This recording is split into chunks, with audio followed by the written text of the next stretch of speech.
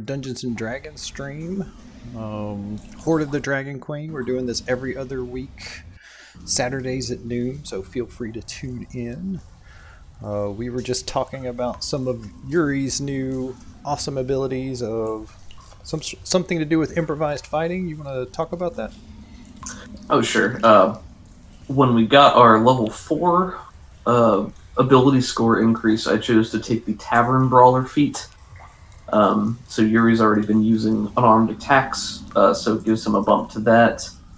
But predominantly, I wanted to do it so that for roleplay purposes, I can have Yuri just grabbing things in the environment and smashing people with them. Part of what he can do as an Oath of Glory Paladin is uses Channel Divinity to increase his athleticism and the distance that he can run and jump.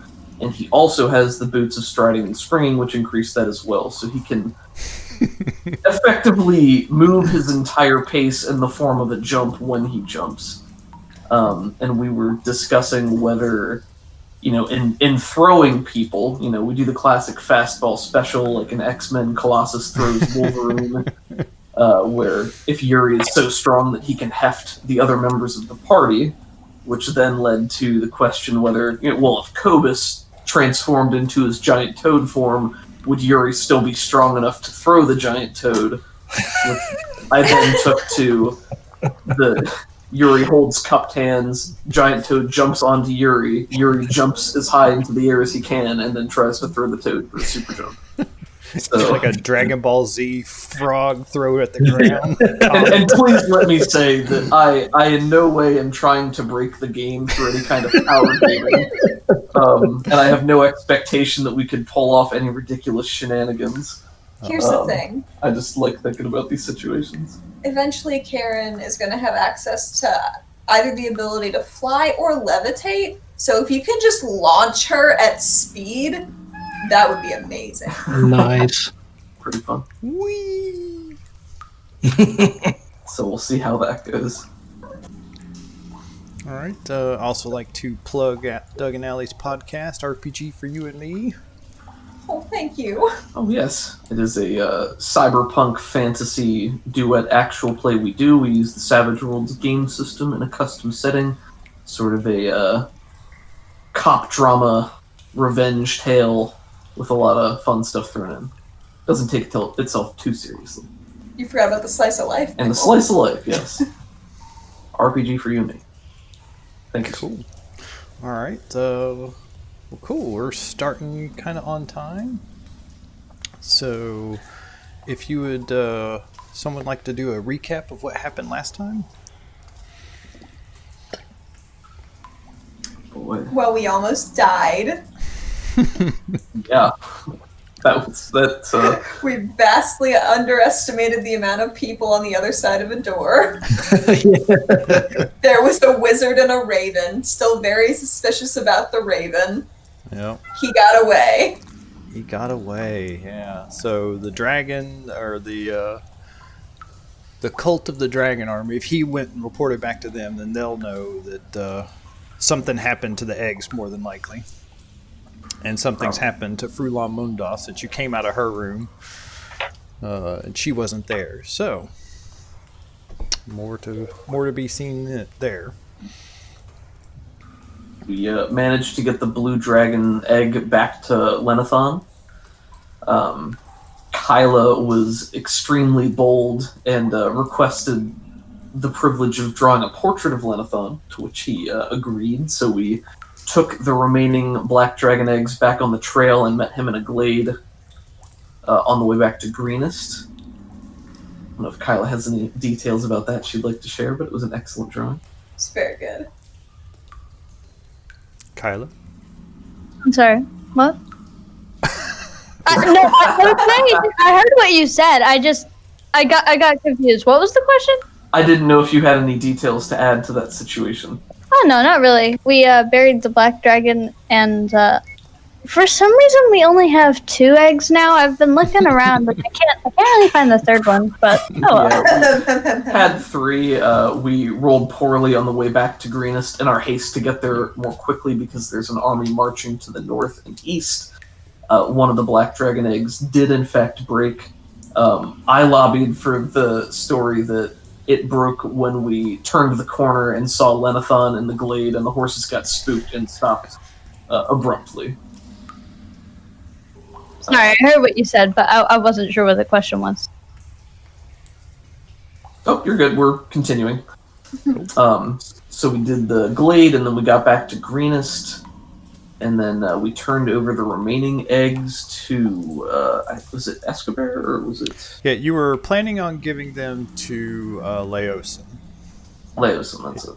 He's a member of the Harpers. You may not know that yet, but that'll become apparent here in a little bit.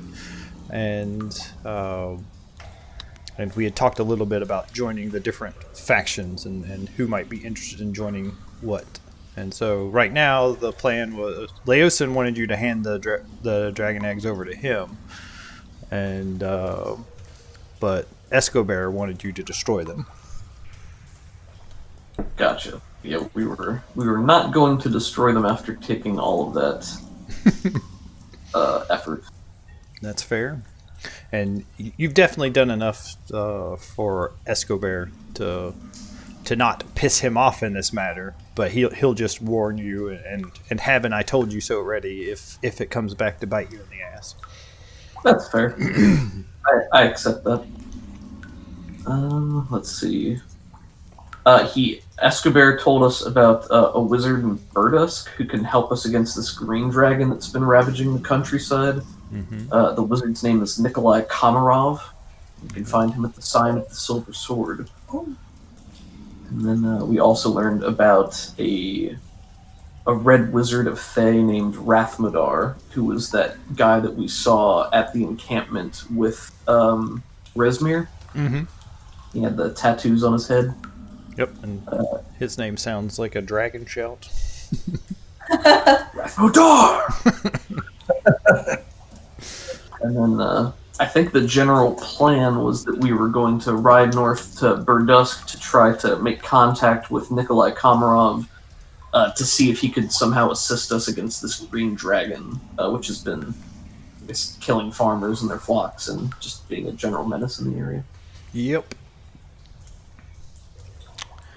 I think that's about everything. Does anybody have anything else to add? I think we got it covered, man. Yeah. Yeah, I'm excited. Excellent recap. Thank you, sir. Of course. All right, so the party is currently in the feast hall of Escobar, the Red Escobar, and we were just finishing up those conversations. Cobus, or Kevin rather, had said that he wanted Cobus to join the Emerald Enclave. Yuri wanted to join the Lord's Alliance, and Kyla wanted to join the Harpers. So let's go ahead and get that out of the way. Does anybody want to go first?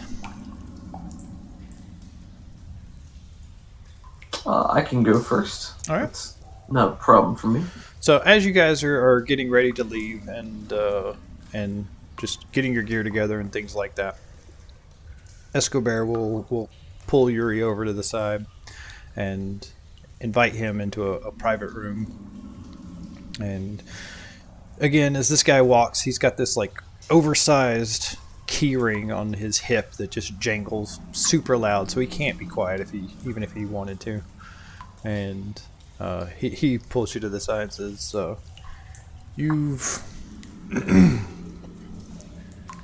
you've proven yourself worthy and honorable, and just it's the kind of people that we're looking for to join in the Lord's Alliance.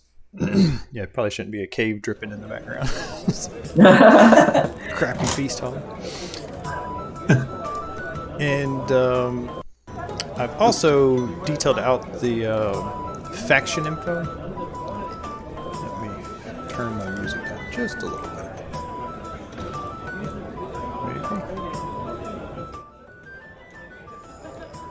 There we go. So I've detailed out all this information. I stole a whole bunch from this guy. I'm sure I'm going to butcher his name since it has accents on it. But Tomas Jimenez Rioja. He wrote up. Is it French? I think it's probably Spanish or Jimenez. Jimenez. But he wrote up a bunch of cool articles on factions and some different abilities and things like that. So I stole that completely and just changed like 1 or 2 abilities and wrote them up here in the little handout that I showed to the players. But anyways, he expresses an interest in inviting you into the Lord's Alliance. One of the things he gives you is a signet ring, and he shows it to you that it's on his right hand, and but he wears the signet facing in, so people can't see it easily, but you can still show it to people if you suspected somebody might be in the Lord's Alliance. And what else does he give you? Assuming you accept, he'll give you an envelope that is sealed with a wax seal and the symbol of the Lord's Alliance. And he tells you to take that and bring it to the leader of Berdusk, and her name is Lady... Where's my useful links? Session NPCs. I want to say it was like Silera. Yeah, Celeria Dragonest. That's right. Okay. So when Escobar starts talking about, worthy and honorable and all that, Yuri straightens up noticeably, puffs his chest out a little bit, looks very smug and pleased with himself because he knows this to be true. And he'll say, my good Escobar, of course I'm willing to join such a worthy and honorable faction as a worthy and honorable member. What else can you tell me about it? Yeah, he explains to you the beliefs and the goals of the Lord's Alliance, and basically it's a collection of you. Generally, town leadership are at the higher echelons of the Lord's Alliance, but then knights and guards and soldiers are also sometimes members, and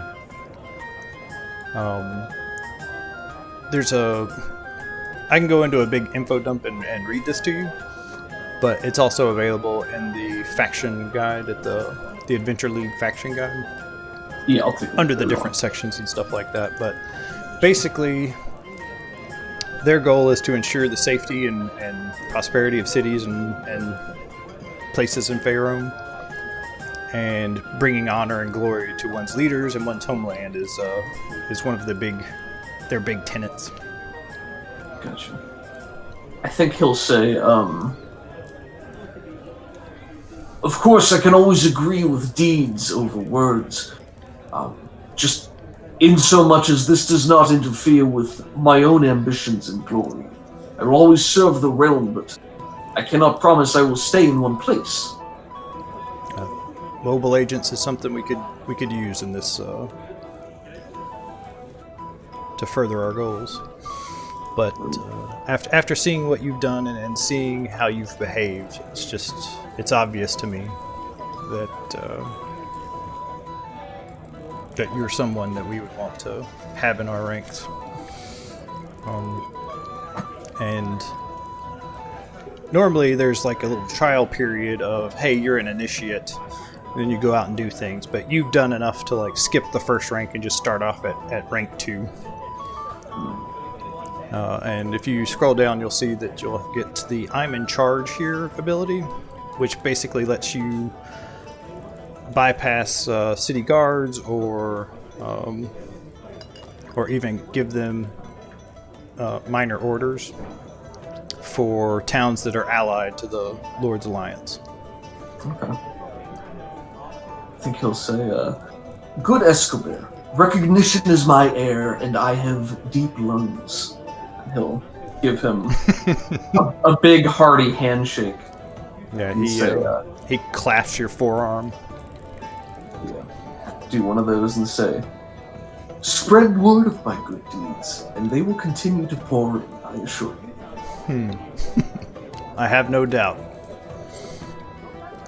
And with that, he lets you get back to the rest of your group. Sounds good. He will take the. Did he got his own signet ring, or was that just Escobar's? Yeah, he gave you a signet ring with the. It's a symbol of a curved crown, like the front of a crown. Okay. Yeah, his would need to be enormous in size, as he's got these huge. I don't even want to say sausage-like fingers. These are like triple sausage fingers. Bratwursts. Yeah. Thank you. Ignatius Uri of the Bratwurst fingers. But yeah, he'll turn the signet ring, put it on nicely, see how it fits, clench his fist, maybe give a punch in the air as he's walking back, just to make sure it feels good, and then maybe buff his scales with his claws and look very pleased with himself. Hey, you've been gone for a few days, so I think it kind of makes sense that he would have a ring commissioned for you on your way. After you had left, he got that in anticipation for you accepting. Very cool. Yuri's self-esteem has increased. I didn't know that was possible.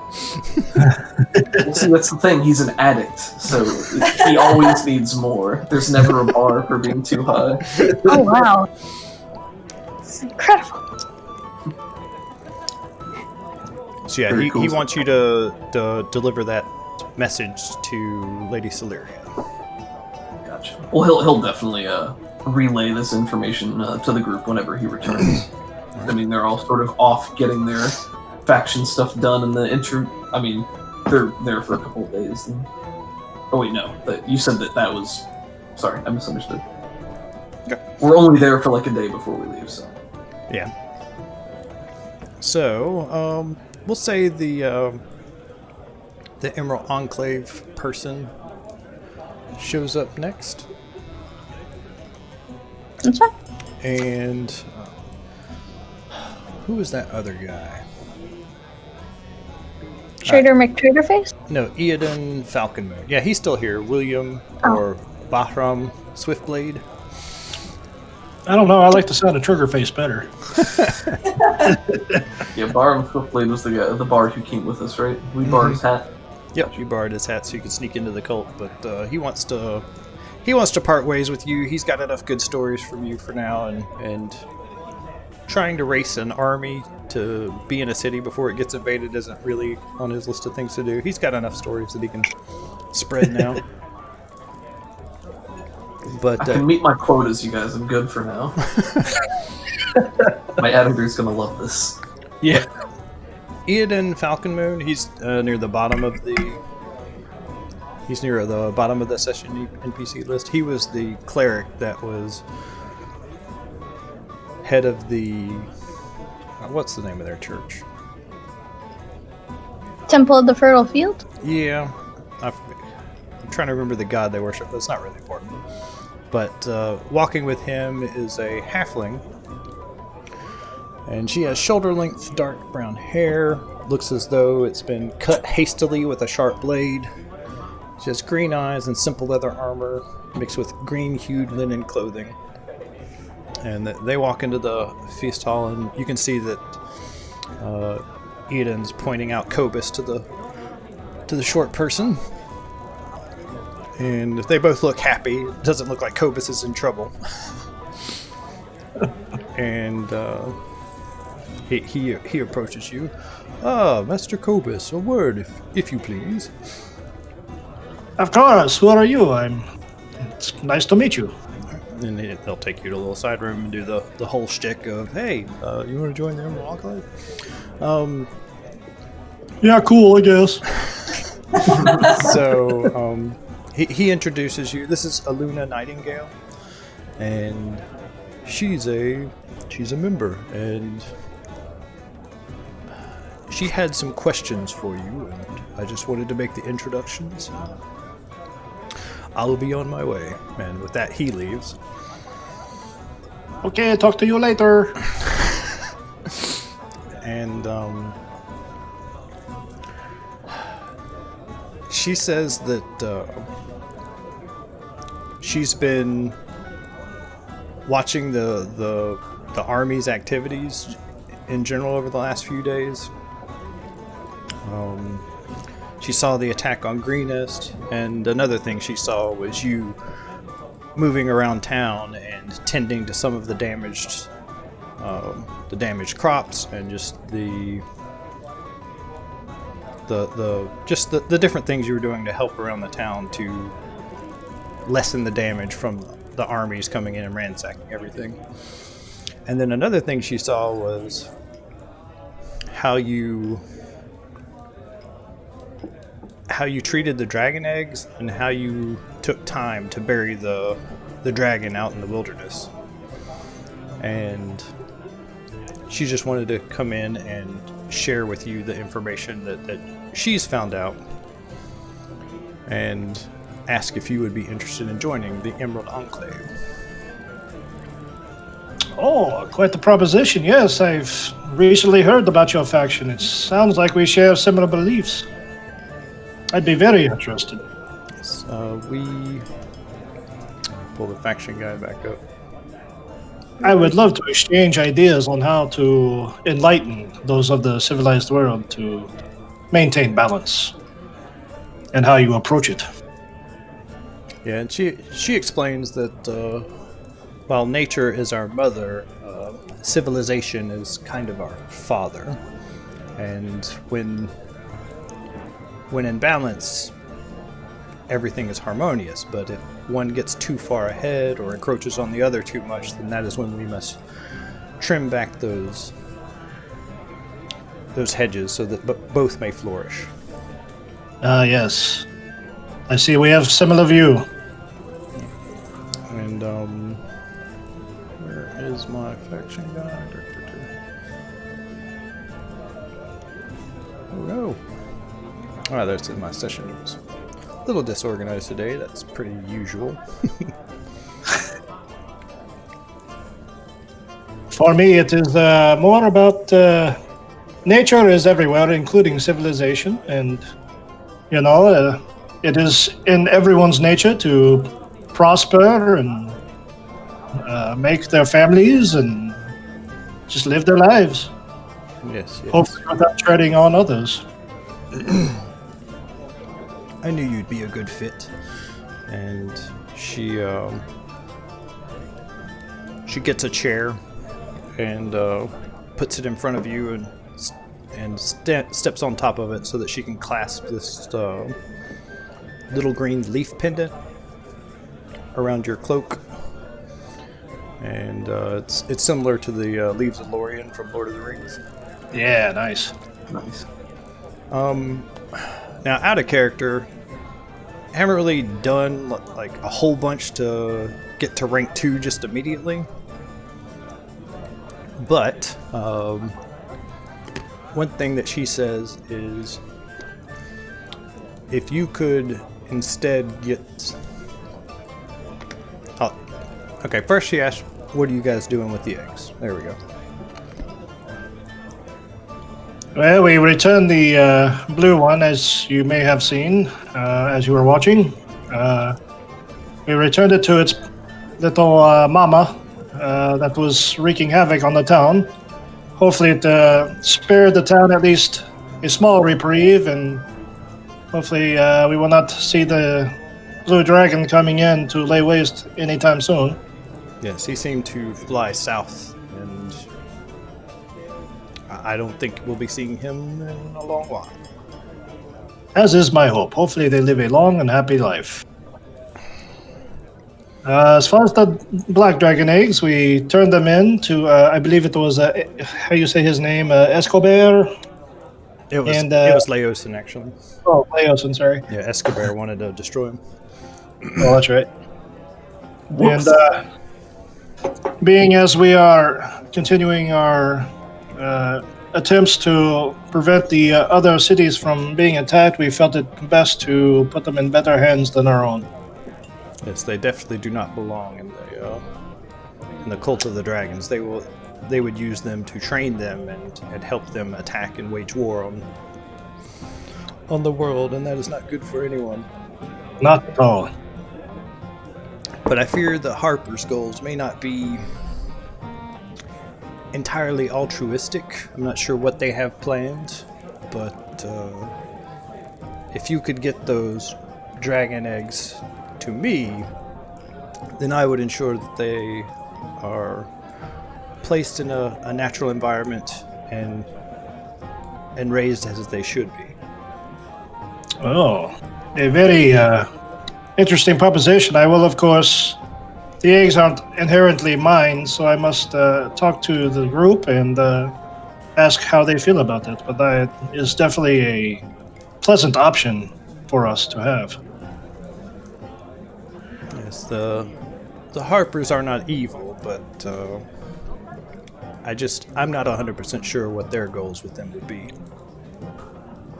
I will, of course, discuss with the group, and I make no promises, but I will certainly do my best. It does sound like a good alternative. All right. And with that, your little induction ceremony is over. And if you want, you can read what you'll get for rank 2. I get a red. Oh no, that's the wrong one.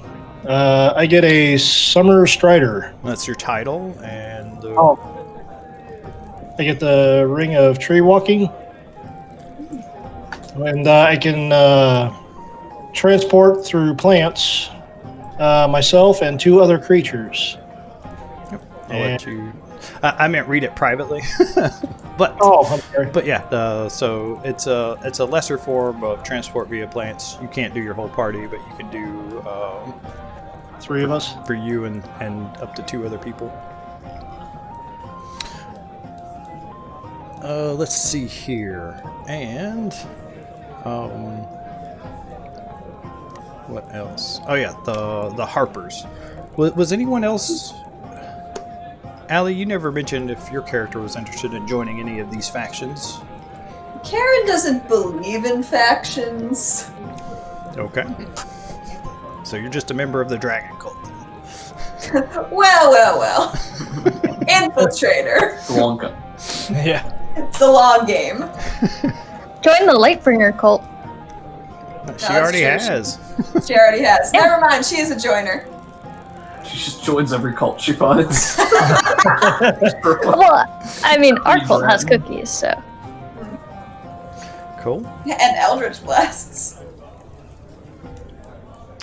So, Leosin just takes some time to just personally thank the group again for rescuing him. He thought he'd be able to get out on his own, so that's why he let himself be captured. But it did not turn out the way he wanted it to, and so he's just again extremely thankful for that. And then he pulls Kyla to the side and impresses upon her how he appreciates just the way she seeks knowledge, and let me see some other tenets that Kyla has.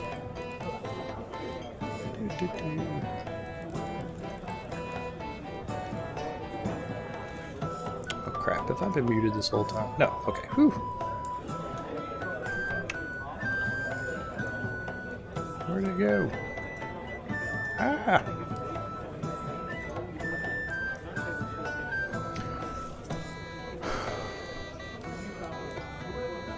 Aid the weak, the poor, and the oppressed. Gather information. One can never have too much information or arcane knowledge. And too much power leads to corruption. So all of these things, I feel like Kyla has exhibited to him in one form or another. And he would like to invite you into the Harpers. Well, I think that's a good idea. Yes, I do think I will join. Yeah, the he tells you that Lady Celeria is also a member of the Harpers, and I'm sure if you help her defend her town, then maybe even rank 3 wouldn't be unheard of. But for now, he's willing to promote you to, what is it, agent? No, Harp Shadow? Yep. And he gives you this little harp-shaped pin, and you can just put that on your person somewhere, and people in the know will understand that you are a harper. And the rank 2 City Eye special ability is basically it gives you 3 lackey agents when you're in town, and you can have them either watch something or do small errands for you or things like that. Oh, cool. But if you get them killed, then that's not good. So try not to get them killed. Yeah, she will thank Leosin for allowing her to join the Harpers.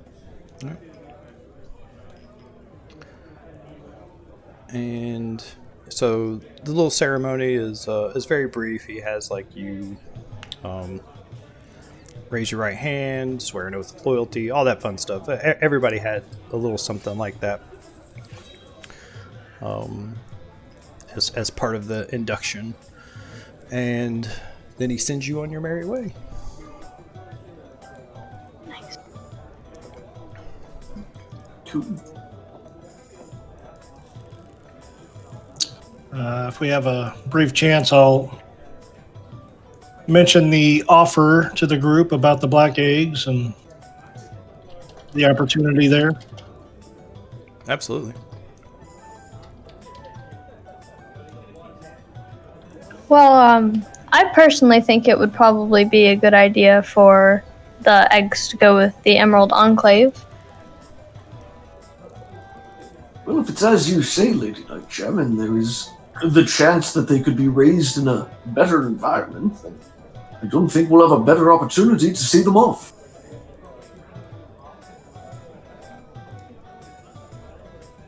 I think it would be. Lying around. What were you saying? Oh, I was saying, I think it could be just better for the eggs and the wormlings that hatch from them. I'm inclined to agree. Look over to Karen. Well, my main issue is just them hatching around me personally. So if they're somewhere else hatching, that's fine by me. I just get a little nervous. Understandable. She daintily sips her tea. We're in agreement. The Emerald Enclave can take possession of these eggs. We don't want to hold one as a bartering chip. No, thank you. I agree. Just want to make sure. Do you think Ia or Ugg would have joined any of these factions? Oh. Ia may have joined possibly the Harpers. I'd have to look again at her character, but if there was anything that she would join, I think it might be the Harpers. Yeah, pretty much she's been in the background all day, the whole game, just because Cobus has been around, and I don't want to run for 6 characters.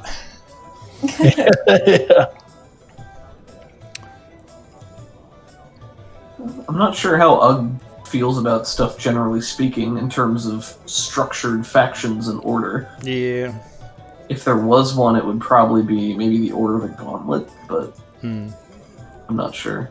Yeah. He likes to enforce justice and kill evil things. Yeah, so far nothing's really called out to Ugg, I don't think. Maybe the Harpers for Ia, but we can decide that later. She's such a minor character at this point, she might just fade into the background. She was just supposed to be around in case Kevin couldn't make it to game day. And you guys needed a healer. Sounds good.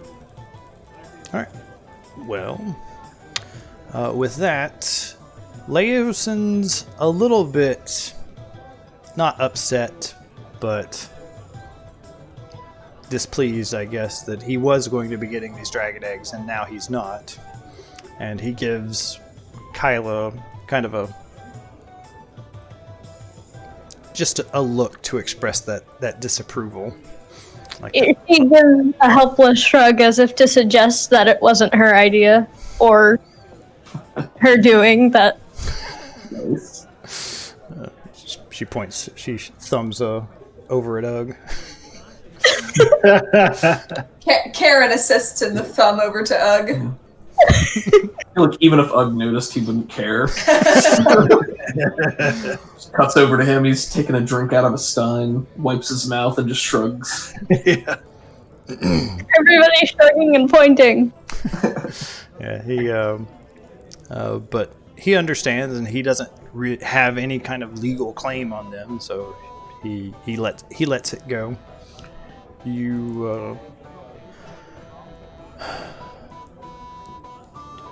She asks for the wagon, and then if you'll allow her that, then she will drive a wagon with a couple of horses and head out of town towards the nearest swamp. I believe we have 2 wagons, so I think just giving her one is fine. Yeah, and but before that, she does a few things inside the wagon in order to make sure that the eggs don't shift around and don't roll. So you're pretty confident that those 2 eggs will hatch eventually. Maybe there's some like dried up yolk from the previous egg. Still on the wagon. What's that smell? Do not worry about it. Kyla's counting the eggs with a look of confusion on her face. Mhm. But to aid you in your task, Escobar has 6 horses ready, full with tack, bridle, harness, saddle, all that good stuff.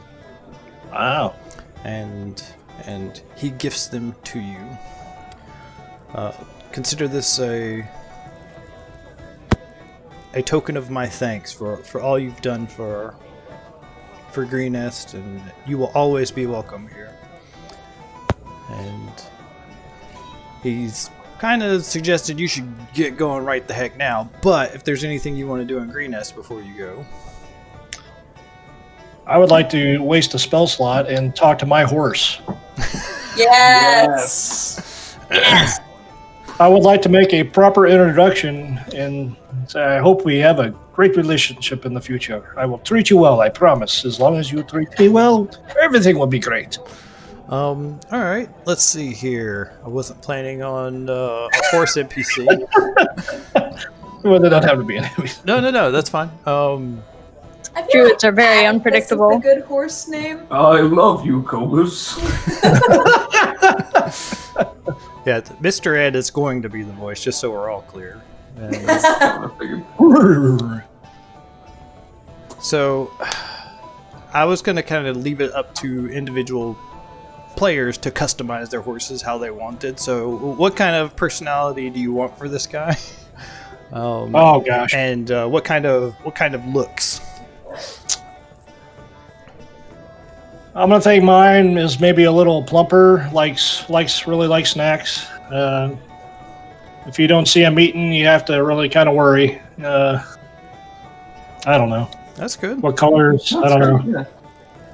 All right. Well, if you need some help, this one's reddish brown, There you go. and a 1 he's a boy, a 2 he's a girl. Actually, no, we'll do that the other way. 1 he's a girl, a 2 he's a boy. Ladies first. Maybe.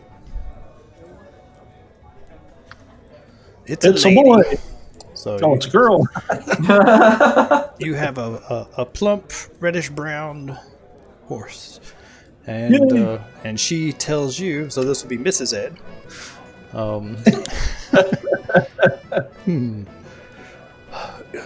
throw in some sugar cubes and an apple, and you've got yourself a deal. Very good. I will go to the store immediately. It's a pleasure to know you.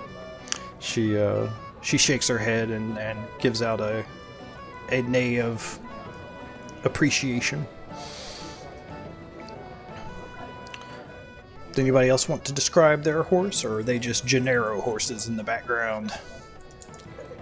I think maybe Karen's horse has white socks, but is a nice dark gray, very robust looking horse. And if you want, you can have a smaller horse that would fit you better.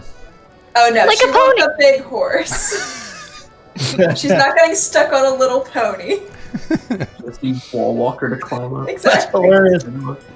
Big old Belgian draft. Gary, lift me. She holds her arms out in a T-pose to be lifted. There's a little rope ladder that rolls down on the side of it. Yes, that's even better. I love it.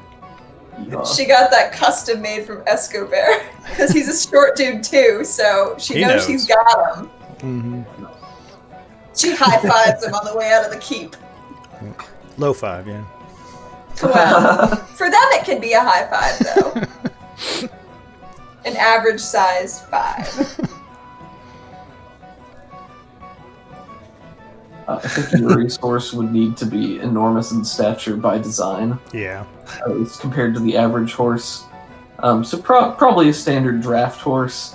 I imagine maybe it's got like a black and white domino coat, but it's very. I don't think it's regal. I think it's scrappy.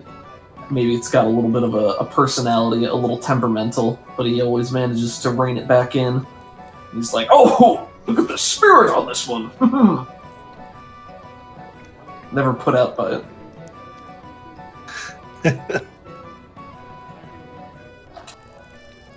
All right. Is that it for horses, or Kaylee? Oh, I can- describe sure. yours. Kyla's horse is mostly white, maybe with some darker gray spots. But for the most part, it's a shiny white coat. Probably a little bit chaotic and mischievous, but like not malicious. More like just likes to cause trouble for the fun of it. Ooh, nice horse. That looks good. When Doug was describing, that's kind of what I was thinking. Oh my god, that's massive. Big old pony. I'll show that to chat real quick. Very cool. That's a big boy. I like the fluffy socks. Oh, what a little tail though. Yeah, they probably trimmed it. Oh. This is I want to steal. Over the garden wall, if nobody's seen it, very good show. Best horse ever. I want to steal. we stole a horse. No, the horse can talk. He made his own decisions. That's right. So, would anybody like to do anything else in town before leaving? Buy some What- sugar cubes, Yep. apples. That's it for me.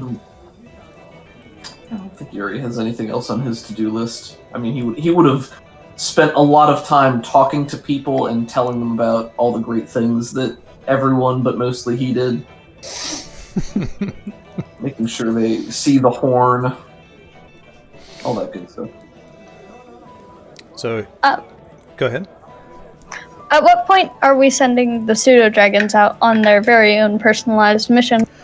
Probably there you get bored pretty fast. Like, as long as there was an interesting change of scenery, they were happy, but now they are getting kind of antsy.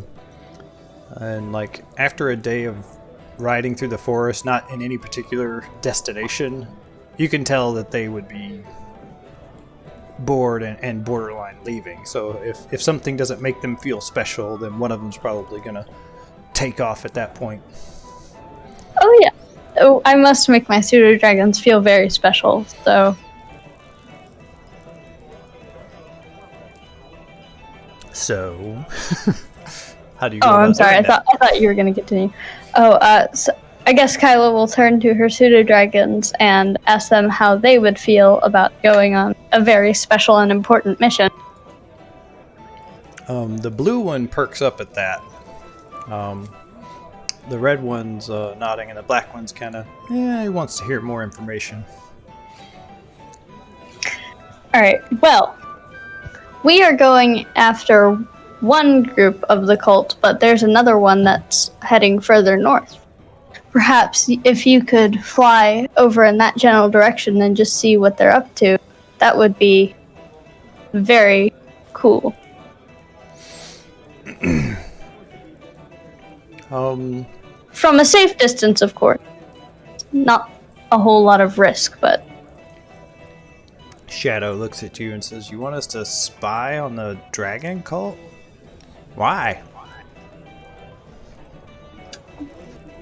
We're not exactly sure what Resmir and her gang is up to.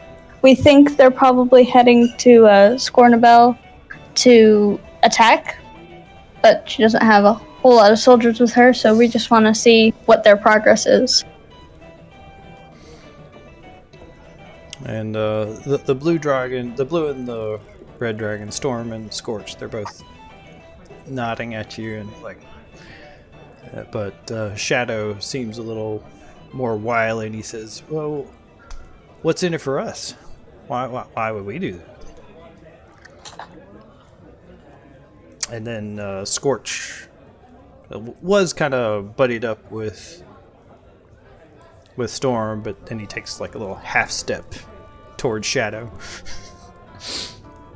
and starts nodding. Well, depending on if you find them or not, I'm sure I can come up with something to give you. Maybe a little bit of gold or silver.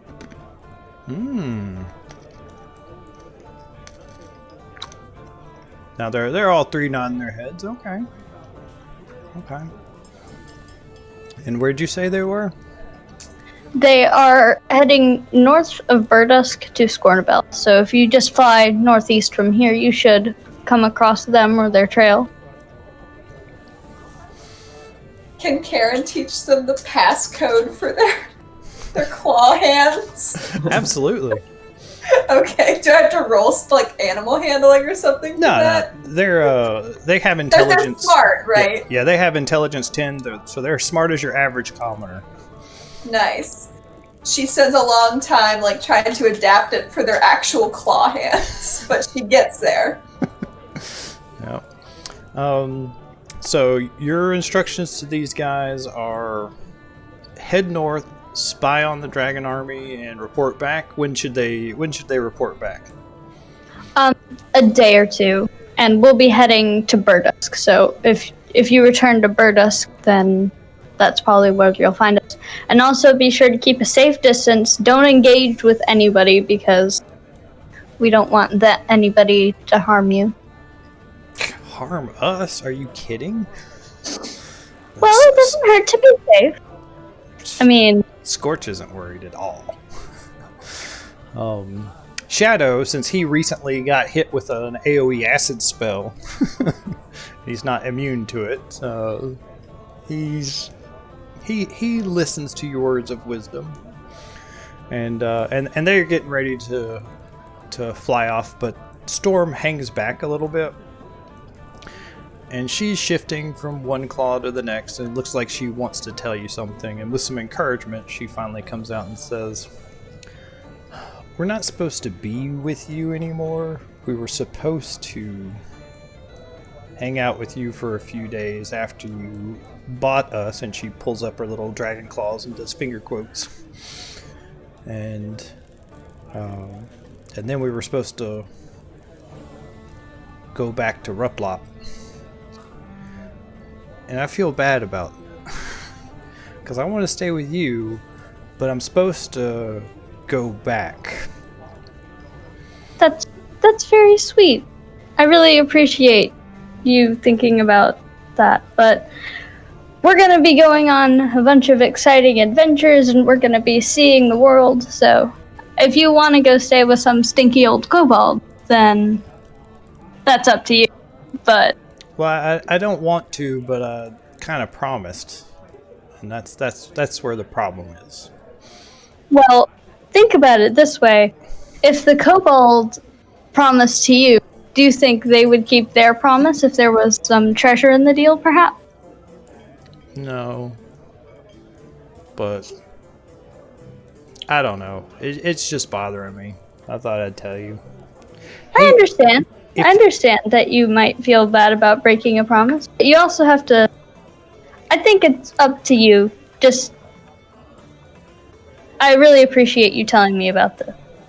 If you killed him, then I wouldn't have to go back. That's true. Let me... Well, if we find the kobold, I'll make a point to attack him. End his miserable life. And he, or she nods, and she's pleased with the idea. And she says, "Okay, I'll do this for you, and get some money, and then he's probably with the army. So yeah, if you kill him, then everything's good." And then with that, she flies off.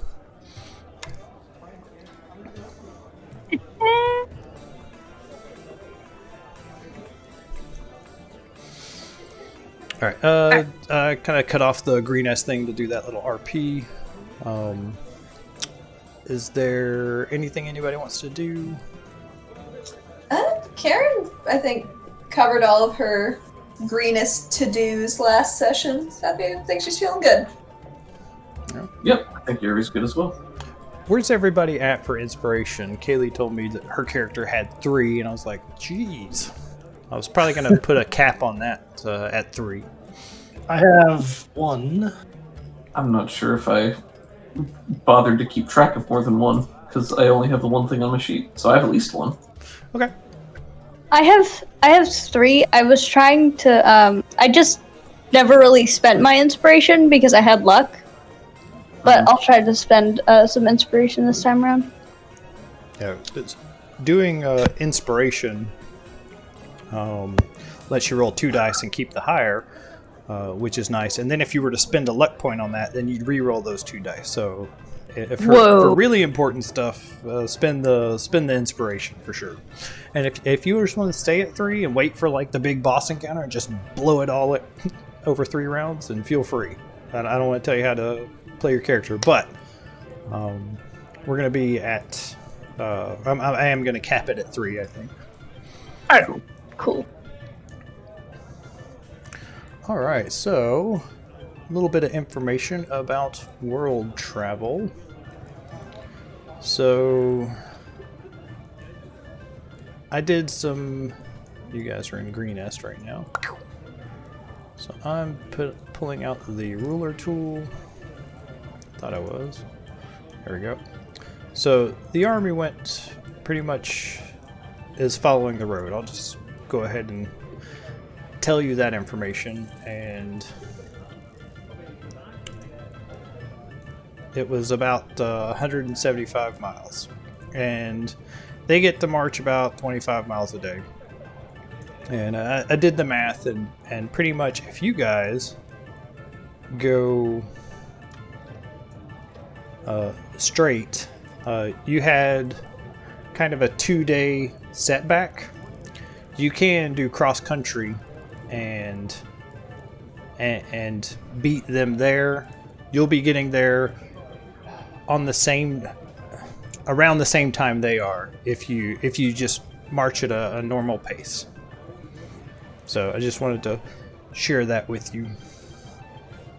Is there any way we can possibly get there faster, or so we'll have a little bit of prep time before they show up? Yeah, we can. You can push your horses and push your mounts a little bit, but if so, then that means you might arrive there exhausted.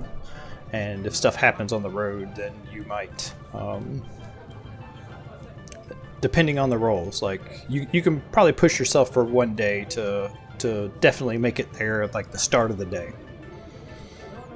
But I just wasn't sure how much you wanted to try to push your mounts in and do things, because going cross country through wilderness, there's a lot of backtracking and going up and down hills and cutting through brush sometimes and trying to find there. So that's the reason why your horses aren't just like completely bypassing.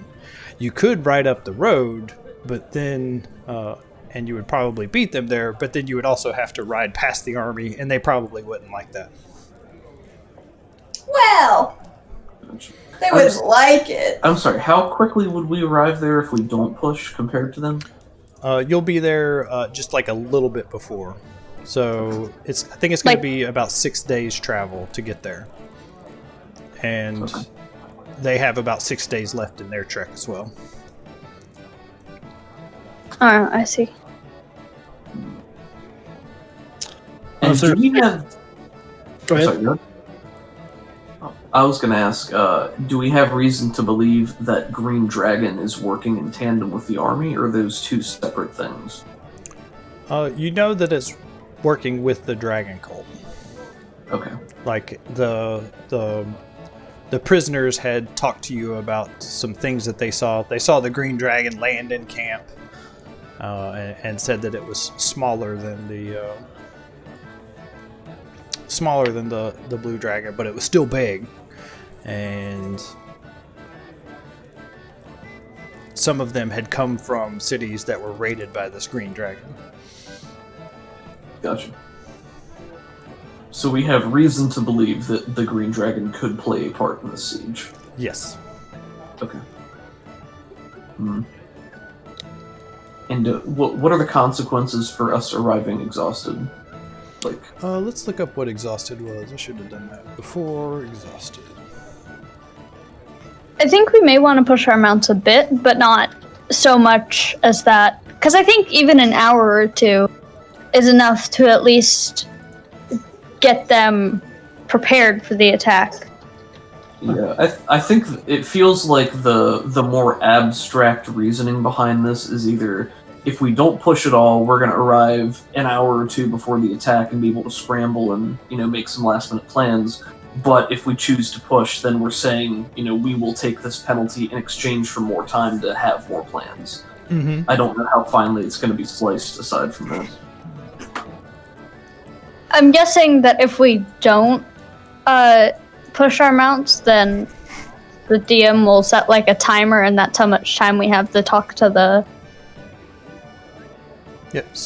lady and make plans. So we have 6 days, so we couldn't do like a push of like the first 1 or 2 days, and then just a normal pace the rest. We wouldn't get like it doesn't really matter. Yeah, you can't cheat the system. This is like a game mechanic effect. So, pretty much like you can't ride your horses really hard and then like on the first day and then just walk them normal and sleep. You're not going to get the benefit of rest. Basically, you have to rest for a full day in order to recoup that. I was just like the timeline. If it's hard to press, if it's like 1 day that we do a push, wouldn't that just add like a little bit of time? Like, not like I don't know. All right, here I'm pasting the mechanics in chat, but basically, 1 level of exhaustion is disadvantage on ability checks. So things perception, not attack rolls. That's at 3 levels of disadvantage. But if you... I'll be right back.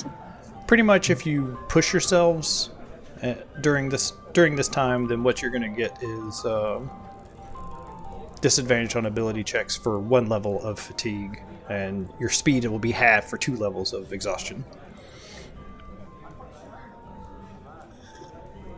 And the way this is going to work is I think everybody's going to roll athletics, or is there some sort of constitution-based thing? Constitution saves. We could do Constitution saving throw or athletics, I guess. Let me look at character sheets real quick. Sure. Players. What did I miss? It's like endurance. I don't feel nature is knowledge based. I don't know that this would be survival. think athletics or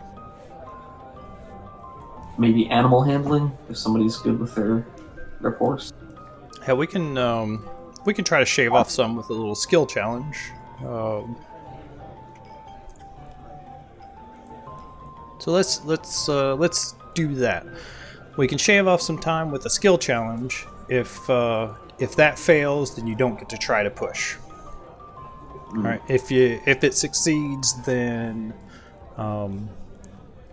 the way you will do it is you'll get there at the beginning of the day, and the army will be arriving at the end of the day. And then you can choose to, if you succeed, you can also choose to push yourselves to gain more time. I'm kind of with the plan of not pushing ourselves, so I'm totally for the having a chance to succeed with the roll. Sure, let's do the skill challenge. That sounds like fun. Yeah. Okay. All right. So you guys set out. You send your pseudo dragons flying north. They, or I guess they'll probably follow the road to catch up with the dragon, the half dragon, and Rezmir. There we go. And let's see. So you guys just start traipsing off into the wilderness. The terrain in this general area is lush grasses, some forests, and rolling hills. So how would you like to approach this?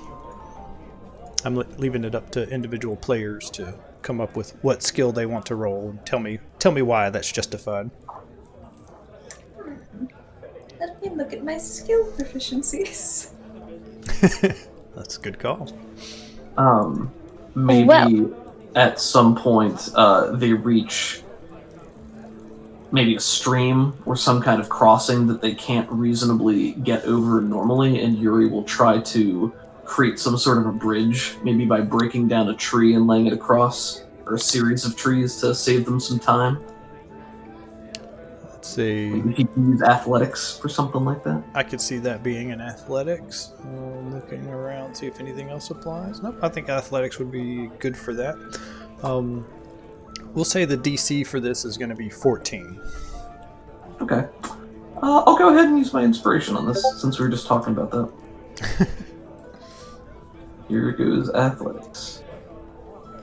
Woo! Well, I'm glad I did that. Natural 20 for 25 total. So My how's that goodness. look, Mr. Crit?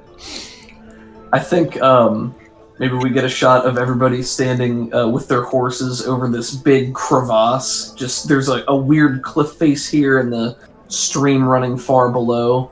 But there's a bunch of very tall trees on the side, so we just get a shot of Yuri getting off his horse, looking around, scratching his chin in thought before he goes over and with a series of very specific martial arts style breaks down the trees and then hefts them and makes a makeshift bridge across. Everybody else Dusts claps. his hands. Dusts his hands, holds them out, like, yeah, look pretty good, right? Yeah, That's real good. I can't swim. yeah. You Oh, everybody refresh your luck points. I'm looking at Karen and seeing she has 0 luck points. Ooh, thank you for the reminder.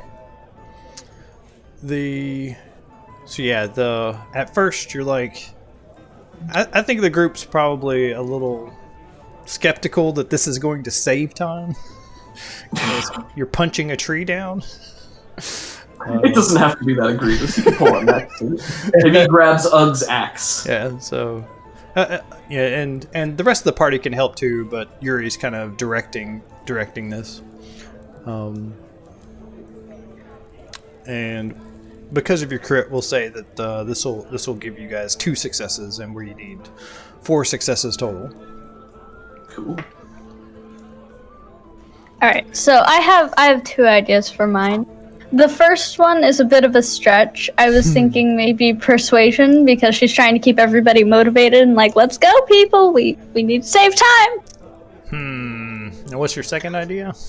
The second idea was history. Maybe she, when she was looking at the stuff about the old dragon slayer, she found like she knew what the terrain looked like, so she was a little bit able to guide the party away from some harder terrain. I like the history. That's pretty cool. Okey doke. I will use an inspiration on this because we were just talking about that. Listen, we're very motivated to get there quickly. Apparently. Glad I used that. Nice, very nice. Nice. So yeah, so do you want to describe the scene of Kyla sharing this information?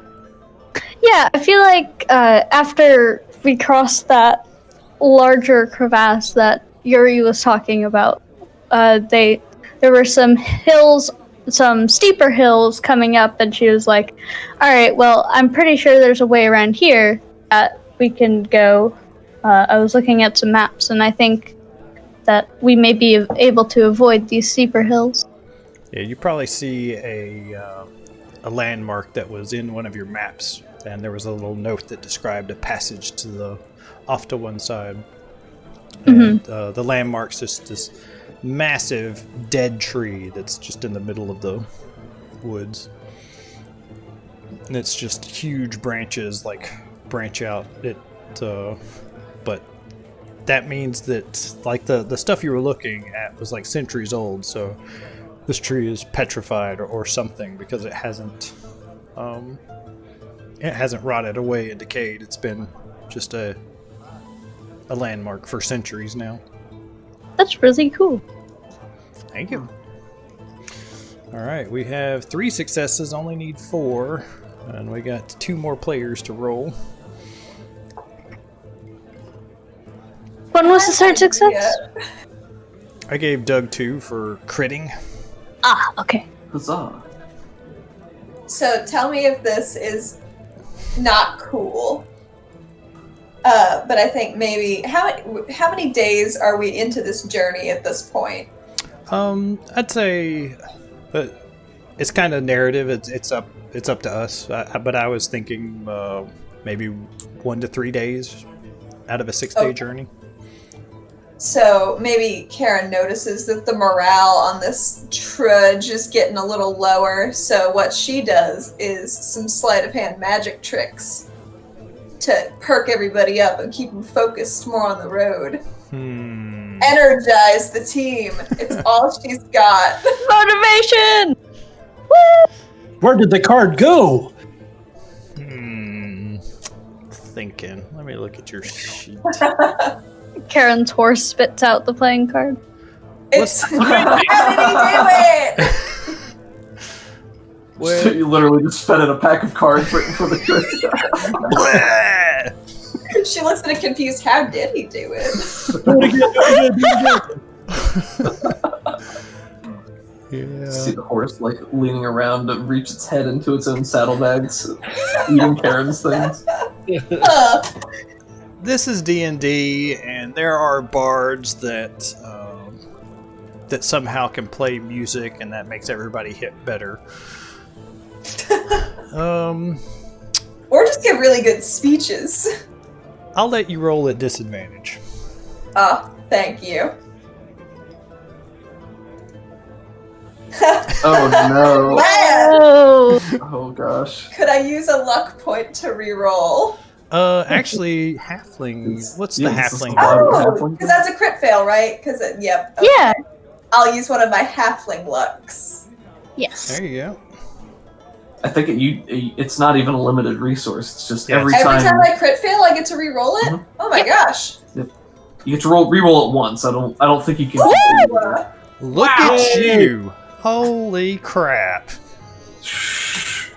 We are succeeding left and right. So I think what gets them is she's doing a trick, and she's like, "Well, I can't find my. I think I goofed it up. Unless Miss Mandy, you want to check behind your ear, good sir." Oh, wow, that was amazing. And she makes little prestidigitation finger fireworks. I don't even have ears. She gave me ears. Yeah, so I guess that was the 4th success, but Cobus, if you want to roll to add to this, you can. So yeah, So just Karen does just a few magic tricks, and it keeps everybody's spirits up.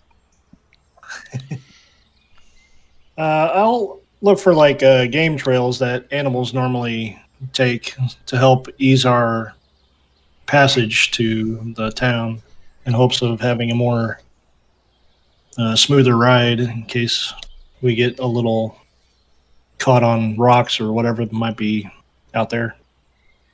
If you want to, I can do like a nature check, I guess. Yeah, I could see that being nature or survival. You want to roll nature? Go for it. Yeah, Bam.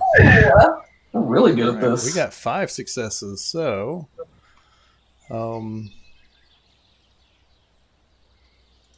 let's see here. Yeah, you find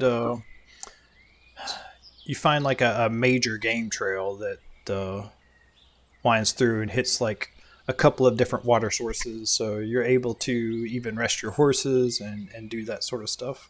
And it just saves you time because that means you don't have to stop, feed the horses their water, feed them their oats and everything. You just kind of take these natural rest breaks that are on their way through the trails. Let's see. So I'm going to say you're going to arrive at the in the morning, but a couple other things happen during this long trek. The pseudo dragons come back a couple days later, and it's obvious to you that they have not gone to the army, and but Shadow is leading the group and says, "Yep, we saw them. They're moving north." Oh, really? Where's our gold? So, Storm is kind of looking down at the ground right now, not making eye contact. well, how many troops were with them? How many soldiers? People with armor and weapons? He looks down. He's like, "Oh, there's hundreds of them." Oh, that's a little strange because all the troops went with Cyanrath. What? No, they were with Redsmere. Got him.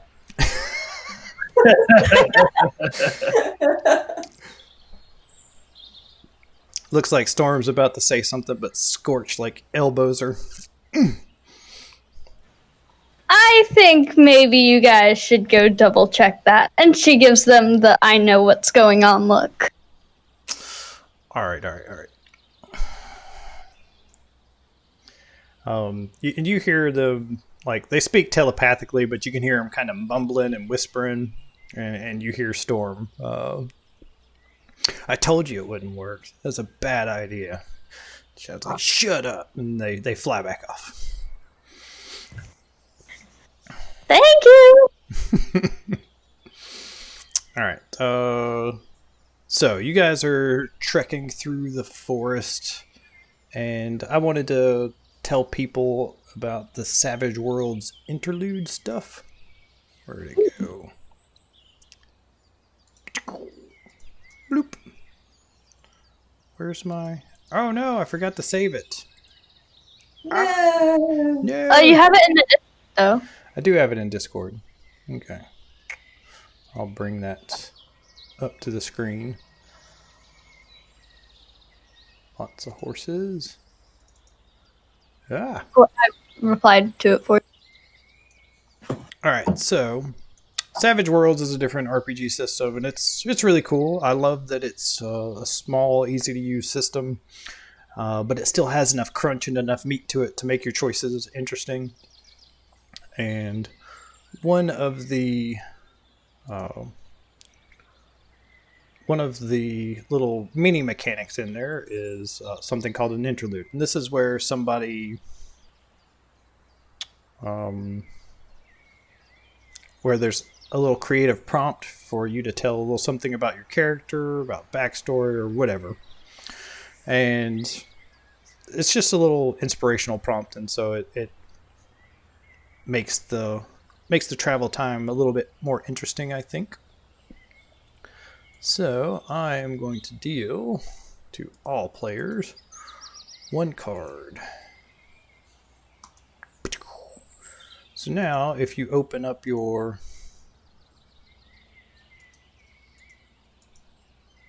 Looks like it's in the bottom left. yeah, you have should have a card that's in your little area. If you click that, you should see what your card is. Jack and Diamond. Nice. And the interludes have a little mechanic for, hey, we're in a trek, so if I were to draw a heart during a trek, then I'd be responsible for coming up with how the party endured a trying hardship on the journey. But these are just inspirational. It doesn't have to be that. If you have something else interesting that you can RP or bring up, then I think that's fine too. And it doesn't have to be trek. It could be downtime. It could be backstory. It could be whatever. It doesn't have to match your suit or whatever. But anyone that participates in this gets inspiration. If you don't want to do that, then you don't have to. Did anybody get something that just immediately sparked an idea for them? I have stuff from Kylo's backstory, but we're doing more of the Trek thing, so I'll have to think a little. Well, if it's something for your backstory that can, play into it, even if it's just a tale story or like a trail story or something you can tell us while we're in the saddle, just trying to pass time. Yeah, that's a good idea. Okay. It's one of the things I love about the interludes is it doesn't, because it's over a longer period of time, all the characters are spending days together. What do you do with your time other than talk and watch Karen do magic tricks? Yeah. Okay, I got one. I got hearts, so I'd like to do the downtime where I practice a skill. And I think I'm just going to kind of let go of the reins and trust my horse to go the right direction. And I'm going to start reaching into my little saddlebags and start working on different types of drinks that I'm trying to experiment on. Maybe do like a mint and julep type of drink or something. So you're trying to practice brewery on horseback. Yeah, just trying to different tastes, different herbs that I've found, mixing them in with some water or whatever else I have. And cool. I can see that. Just as you're riding, you're more paying attention to your surroundings and finding different things to try. Yeah. And tasting different things and jotting down some notes. Maybe some dandelion wine. Cool. Kylo would like to volunteer to also taste test these drinks, and she's probably going to ask questions about the plants and stuff he's using. I've never seen this plant before, but it tastes delicious. Always taste random things. That's just smart. Oh, that's great, Cobus.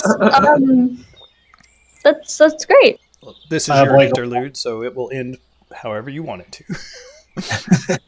Yeah, I'll offer the drink to Kyla, and I'll make like a little fizzy drink, one of my classic soda fizzy drinks, and say, "Here, give this one a try." And I'll mix it up a little bit, and all of a sudden, I'll have like this neon yellow that all of a sudden, like almost like a Mountain Dew, but it actually glows. And I'll offer that to her. She's thinking this is a horrible idea, but she drinks it anyway. And she's like, "Wow, that's really good." Thank you. That's one of my favorites. So the actual brewing probably happens at night while you're at camp, but yeah, this is more of a testing flavors thing. Mm-hmm. You gotta test the flavors. That's right. Picking up those little plants. Yuri gives Kobus and Kyla a wary glance as they're drinking these unknown liquids. I didn't You're think braver than I thought. No, why would Yuri have a problem with that? As don't brash know. as he is. I feel like maybe he, somewhere in his backstory, as he was traveling through the wilderness, tried something similar and it did not go as well because he has no knowledge of plants or survival. Yeah. You'll never let me live it down. Well, I'm sure you're far more prepared than I.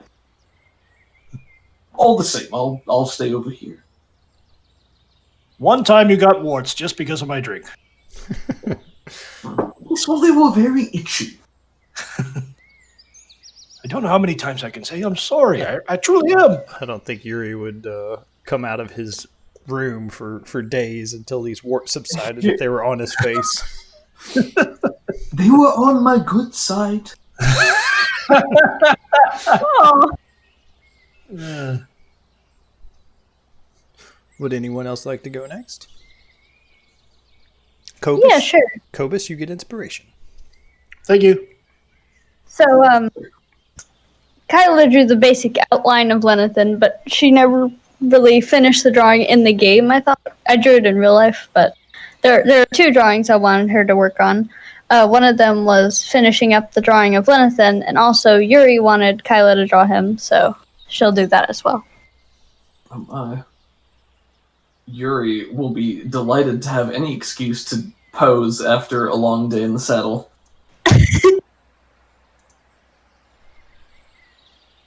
What kind of pose? What sort of pose should I do, Lady Nightjump? I'm thinking maybe something heroic? Or Yes, perhaps, that sounds like a good idea. or perhaps noble. I think heroic captures the essence and glory of Yuri more. I think you're right. He'll try it out. Maybe he does the arms akimbo, like pointed up into the sky, and then he'll do one where he's flexing, and maybe one where he looks like he's thinking about something. But we know he's not. Until she tells him to stop and says, that one. Yeah.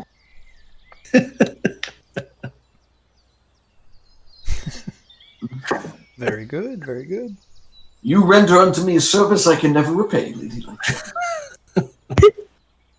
So my service to everyone will have to suffice. This guy. And he will be very anxious to see how it turns out. Yeah, do you think she would be able to finish said drawing? Over the next week, yeah. So you can roll your, what the heck is it? I think it's just your artist tools. And if it asks you for a prompt, I would say dexterity. So it was a trick. You said I wouldn't have to roll. That's fine. You don't have to roll. I thought you wanted to roll. No, that's fine. I want to keep myself at 2 inspiration, so I always have room for more, so we'll use the one I'm getting from this. Excellent. Well, I am flattered to receive your inspiration fall off. Very nice. Hey! 16. Yeah, so Man, this inspiration's really saving us today, you guys. Yeah. is this a so you're working on a Lenathan drawing or to finish that up, or were you working on the Yuri drawing? She already rolled for Lenathan's drawing. Okay. So yeah, And then, so she was rolling for the drawing of Yuri. So is this going in the book? Yeah, it seems appropriate to have a dragonborn in a book about dragons, so. Sure. Especially if he gets to be, like, in the Dragonborn dictionary. You look up Dragonborn, and it's him posing. Really, what else can you ask for? That sounds great. I think Yuri won the D&D. Is everyone? We can go home. Just got to get this book published and call it a day. All right. Let's see, Kyla, you get inspiration. Hooray! Very cool.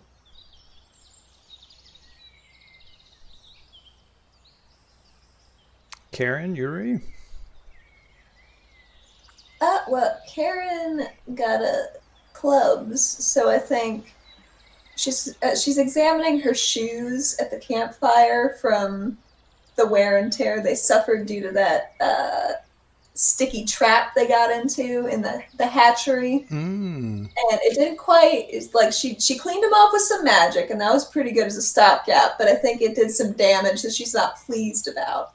So I think she just fields to the group, does anybody know anything about, like, fixing clothes, shoes, anything?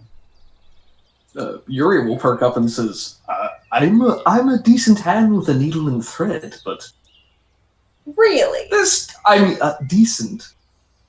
I'm being modest. There's some crossover between that and leatherworking and boots. But do you think you could fix these up? I tore some of my straps. I could certainly try. You better be real careful with these. These are my very best favorite shoes. He looked worried, but very somber. I will do my best. I would be honored that you would entrust me with such a task. They're very special. If you'd like, I can try to direct you instead. That would not go as well. Well, if you say so. I could do the cards, but I can't do, like, the needles. No. I think you'd be surprised, but I'll try. You do not have proficiency in that. I mean, yeah, you can certainly try to help. He does have proficiency in Weaver's tools.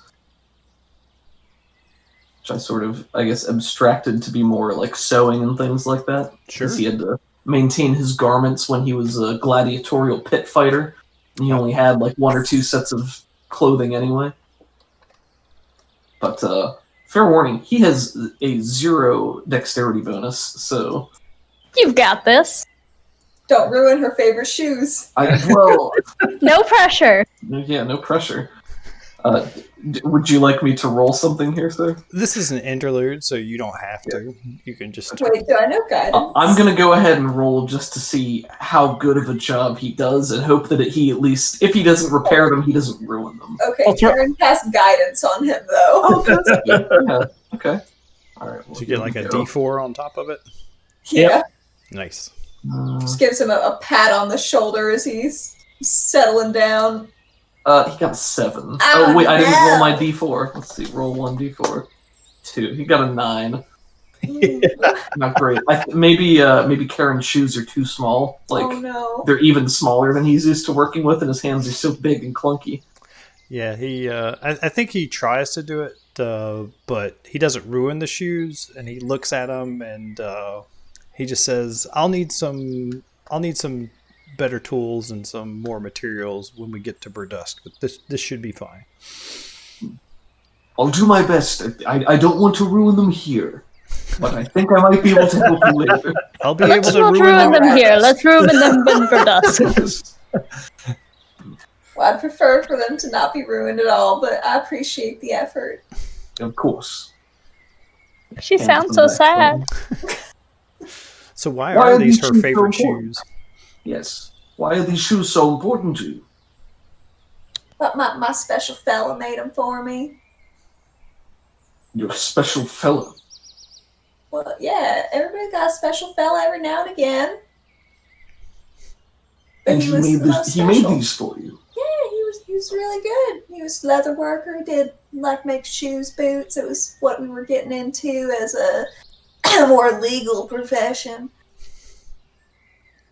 I see. And where is he now? Somewhere else. I see. Wish I could tell you. Oh, my apologies. No, it's all right. Nod solemnly, but not pry further. Give her a little pat. You have to level up her social link more before you can get access to this conversation. Sure. Maybe if you fixed her shoes. Maybe. I'll put that on my subquest. Checklist. Cool. Yuri, would you like to do anything? Or if you wanted to, I'd even let you count that interaction since you played a big role in it. Gotcha. I do have one. I drew the Six of Hearts, which by the interlude thing would be the hero practices a skill. What is it? A tale of the hero's greatest love, lost, found, present, or waiting back home, or how the party endured a trying hardship on the journey. I have one that I can use. It's not really about love, because I don't know that Yuri has a romantic backstory at all. But Ugh, looks Karen's crestfallen.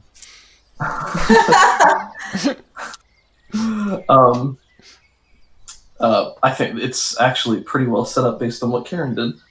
It'll say, you want to learn how I got my sandals? Oh, yeah, I mean, your sandals are probably more interesting than mine. They got little wings on them. Well, Look at those. mostly ornamental, but Yuri's boots, they're striding and springing, and they're like the classic Greek-Roman sandals that wrap up your calf, except, like Karen said, they've got little wing ornaments on them as well. And he says, I was passing through a small village to the south. It was just outside of this forest called the Wood of Somber Ash. It's apparently a wood so haunted and evil that no one would even enter it. And all tales of those entering would be lost forever.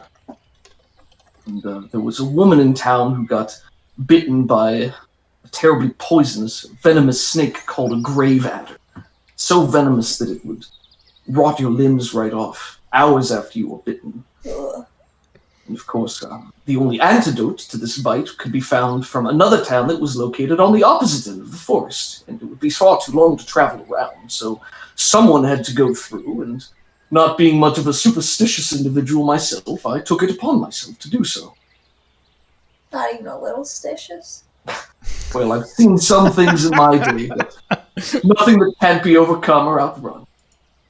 So naturally, I set to work immediately and blasted through the forest in record time, made it to the other side, got the antidote, and started to make my way back. But Did you survive? oh, don't ruin the ending. On my way back through, there was something heavy in the air. You know, you can tell when someone's following you. And it was dark, and well, I was starting to get a bit spooked myself. And then, wouldn't you know it, this little old man walked out on the path. He had a cane and everything. Asked me, easy as you please, where I was going, what I was doing. He gave me terrible, a most frightful vibe, I can tell you. I let him know that I was transporting an antidote to someone in need, and that I really had to be on my way. And he said, well, you're welcome to pass if you think you can make it. And he handed me these. And he taps the sandals. And he says, you better run fast, boy, or else you might not make it. And then the entire forest erupted into flame. What? Well, you better believe I threw these on and started to run as fast as I could, and I found that I could do so even more. Leaping and bounding, and I felt him hot on my trail the whole way back. And when I crested the edge, just as the flames were about to engulf me, I turned around, and he was gone. And the forest was not on fire at all. Well, you ran a long way. Wouldn't he have been gone regardless? I don't know, I didn't stop to look back. That's fair. Everything was on fire. But then it wasn't. It was very confusing. Well, that sounds like a forest to avoid. I'm glad you made it out. That's too. quite a tale. And I got the antidote back, and she only lost a leg. Oh, she did lose a leg? Listen, listen. Okay, sometimes you do your best, and you have to be grateful for what you've accomplished. But anyway, the sandals, they're very nice. They are very nice. And they certainly remember me at that town. That lady definitely will. I would hope so. I haven't been back since. And there's our cat. Meow. So, yes, definitely taking inspiration for that, Doug. And if you wanted to, I would not begrudge you. Oh, thank you. Thank you for the extra inspiration for a little stitious. Not even a little stitious. You're not superstitious, but are you little stitious? Medium stitious? Cool. I need to take a quick break here. Oh no, I didn't record this. No! I'll have to rewatch the stream and record it. So, I think this would be a good time for a break. Okay. And we'll be right back. Cool. I'll be right back as well. Okay. Same.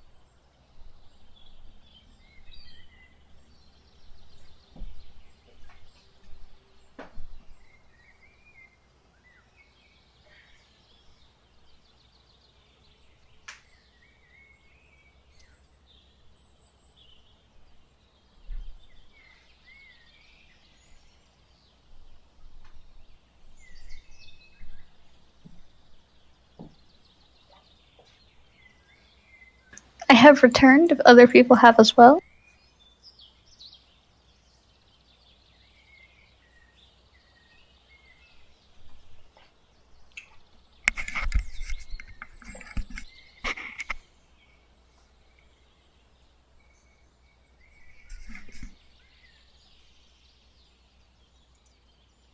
I'm back. The great DM returns! We are also back. Hello. Is Horace back as well? We finished up our snickerdoodles yesterday. They lasted much longer than last year, as I was Wow. attempting self-control, Good job, Yeah. Allie. and that y'all sent twice as many. We still have 2 shortbreads left. I think that's the last of them then. Yeah, the story cubes are such a cool idea. Yeah, really neat. So those are the 3 rolls that I used for this, and I sort of goobered the delivery, but the first one, which is the wigwam, the light bulb, and the tree, it was originally, he was going to be like camping in a forest when he was approached. The second one with like the neutral expression and the magnet and the bridge over the river reminded me of the scene in Robin Hood Men in Tights where he meets Little John, Mm-hmm. and they have that epic fight there, but really just an NPC who comes across as benign or harmless at first, but feeling some sort of attraction to them. And then the last one, like the cane for the old man, the spooky shadow for the person, makes things not what they seem. And then I didn't really do anything with the arrows, but that's where the idea seeds came from, and I thought it was a fun way to do it. Perhaps the arrows were like a compass and that's how he found his way out of the woods, maybe? Exactly, there you go. Just directional. He had to find his way through the woods, navigating. Like Perfect. in Pocahontas, where she's got that compass that spins all the way around, and that points to where she needs to go. Oh, that's true. The Destiny Compass, of course. That's also looks a little bit like the symbol for Chaos Undivided in Warhammer. Yeah, sorry. I knew it looked familiar, and I was trying to remember where else I'd seen it. I don't know if it's like an alchemical symbol or anything like that, too. But Chaos.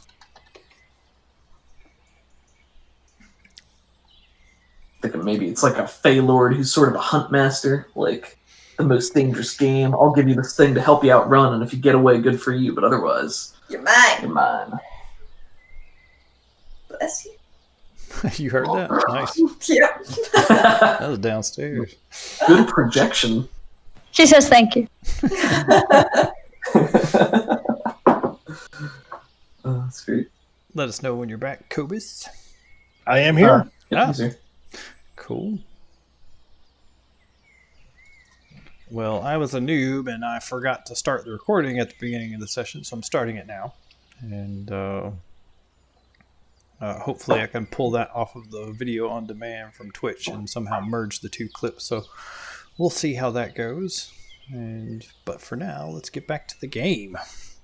Yeah.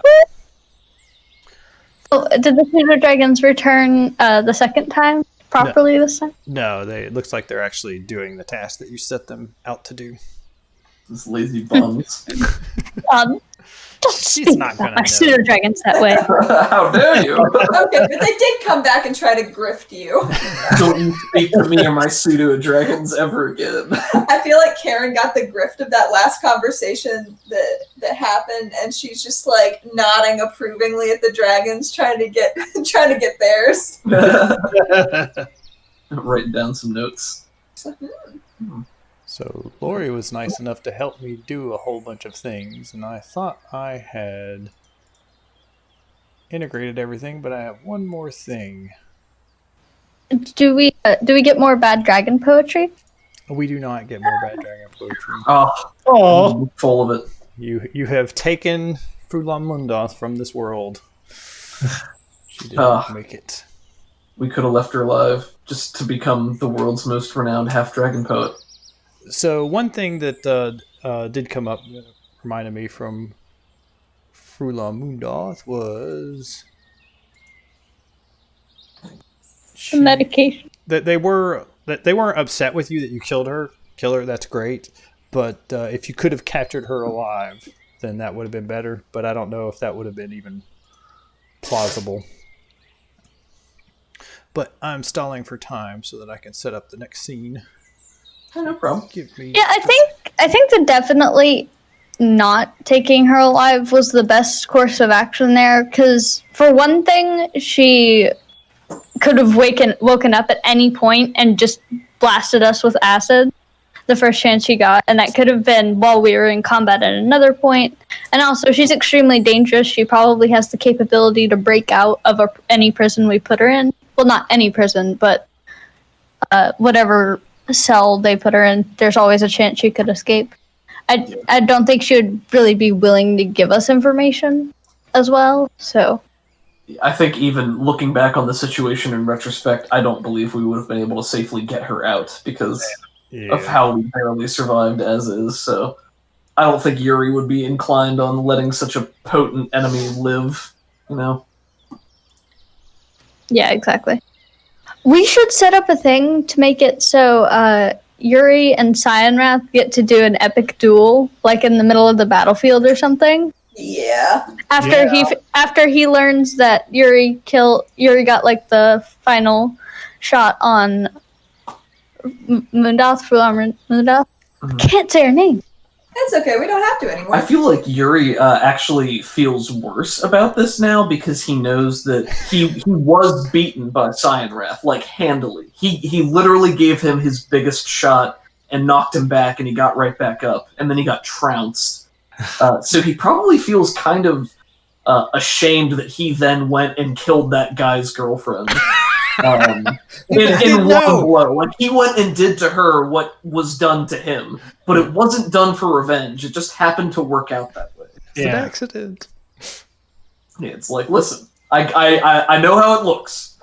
I get it. It's not what it looks like. Were they a thing? Did I miss I think that? we learned that through her journal entries, didn't we? Oh no! Yep. That she was becoming a half-dragon to be like him, and, you know, they were going to do some evil together. So, talking about the loot from that place, do you still have her stylized halberd strapped to your back? I don't know that he would. I don't think Yuri would carry it. Like it's big and bulky enough that it would get in his way. Yeah. If it's reasonable that he would take it with them, he might do that, or he might like break off the haft to only take the more ornamental blade or something like that. Or you could mount it to your shield. Maybe Ooh. maybe Ugg has it. Ugg could have That's it. pretty cool. Ugg could have it. Yeah, Ugg could be like carrying it. He likes As much as big Yuri two-handed loved the weapons. idea of trophies, he did get the horns, which I think was his like trophy. And he would probably be more concerned with utility for Ugg, because he's not going to use the halberd. So, All right. Cool. And then the other thing was, I glossed over this a little bit. I'm not sure if it came across. You also had some stylized scabbards that were ornamental and worth 5 gold each. They also kind of signified a higher rank, or like more like a medal or an award to say, hey, this person has done something cool in the Cult of the Dragon. So you also have several of those scabbards that were... Not sure we want those in public view. I think we should keep them though. yeah, we could use those as part of disguises later on. Absolutely. Because if there are other people who might recognize that, wait a minute, those people are from the cult. What are they doing here? Mm-hmm. People outside the cult don't know it. They just look cool. So you could use them in passing. Mm-hmm. But yeah, what do you call it? Just the members of the cult do recognize that. People outside the cult don't really. Since we're talking about loot, just so everybody knows, and I think everybody has access to the group inventory, which is in the useful links document, we have 996 gold and 50 silver in liquid coins. Nice. And then we have 70 gold worth of items, which I think do include those scabbards that we were just talking about. I did dump some gems onto that lady's counter. I don't know how much that cut into our funds. Weren't those like the townsfolk gems? Oh, you're right. We're Yeah. giving it back So yeah, anyway. I already factored those Cool. out. Nice. Very nice. That's a lot of cash money. It's going to be a good tavern again. We had a small statue of a black dragon. Did we- Oh yeah, I love that thing. Yeah, that was worth 250 gold, I think, and I don't know who wrote that down, but I think we might have sold it for a fraction of what it was worth or something. I don't remember that. No, I- that was one of the rings. I think you're thinking of. yeah, He was like, Okay, that's right. Yeah, we got 300 for that. yeah, I didn't see Because- it on the loot sheet, so I thought somebody else wrote it down on their sheets. Somebody Yeah, that Karen liked dragons a whole begrudgingly lot. sold back a ring. Maybe I did. I remembered the super cool description of the statue where it had like the ivory inlay for the claws and the underbelly and the Ooh. I have it written down on the inventory, and I have a price listed next to it. Maybe I just didn't factor it. I'll go back and look later, but Cool. I have it written down. Cool. We have a lot of money, is what I'm trying to say. Money, money, I haven't done the weight calculations, but I assume we have a chest in one of our carts or something. Yeah. sure. Yeah. Yeah. So you're probably not taking the cart on a cross-country journey, so we'll come up with some sell price or something for that. But it was really the town's cart anyway, so you probably just gave it away. Whatever. So you're traipsing through the wilderness, and eventually you come across like the only roads that are marked on here are kind of the major thoroughfares that head between the big towns. But you break out of the wilderness and find one of these roads that starts leading you in the general direction of Berdusk, and you know that you're heading to Windcrest. I wasn't going to have any random encounters, but I will roll them if you want me to. So I wanted to say that up front.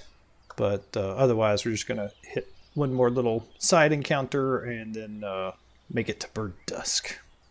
I think that makes sense, given that we got 5 out of 4 successes. Yeah. Very good, very good. So, and with succeeding at the skill challenge, would you also like to push your horses and mounts to get one more day? I think we have like at around 8 hours at least now. I think that is plenty of time to do what we need to do without being exhausted. I think that still puts a little bit more of a time limit on us, but I also think that'll give us a benefit. I think we found like the perfect middle ground.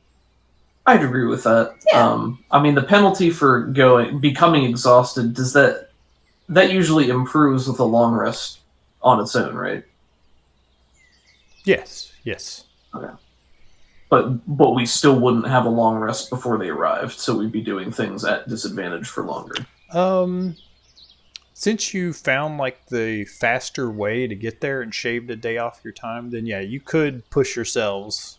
And if you fail, then you might exhaust. If you fail yourself too much in there, though, you'll like lose some horse mounts and maybe lose some of that edge that you've gained. So it'd be a risk reward type of thing. But at a moderate failure, you'd arrive there exhausted, but you'd be able to mitigate that. So it's up to you guys. I'm cool with what we've done so far. Okay. I think Yeah. having 8 hours to prepare keeps the dramatic tension intact, where we've made it, but we haven't gotten that extra time we need, so we still have to scramble, but we're still at the top of our game too. All right. So I think that's the most interesting for me. Cool. Ooh, looks like Lori just joined. Hello. Yeah. Oh, not another player. Hello, Lori. Welcome to the game. All right. So, with that,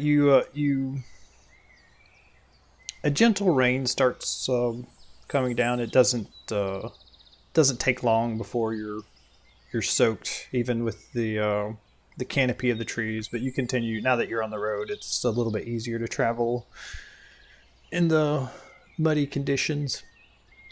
And I say road, but it's more of a rough trail that happens to lead to another small farming village in the west, towards that old dragon's lair. Let's see here. And then you start getting closer, and eventually the sounds of the wilderness just stop. So if someone could pause that. I've lost my watch together link somewhere. I don't think Kyla would probably notice it as much, but I think Kobus definitely would. Yeah, Kobus definitely notices that generally it's the... You're still on the Be Right Back screen. Oh no, I'm still in the Be Right Back screen. Thank you. Man, I am having all kinds of... Where are we going? We're going full screen. There we are. Thank you. I didn't see the chat. I'm having all kinds of Twitch streaming problems today. But we're back in business. Nice. So there's a gentle rain falling, and the wildlife just slowly but surely, you just notice that it's just gone. And Kobus is the first to recognize that, and typically that's a sign that there's a predator nearby, and all the wildlife has noticed this, and so they shut the heck up to listen. And in the distance, you can make out the outline of Windcrest, the city. I say city, but it's like a small little farming village.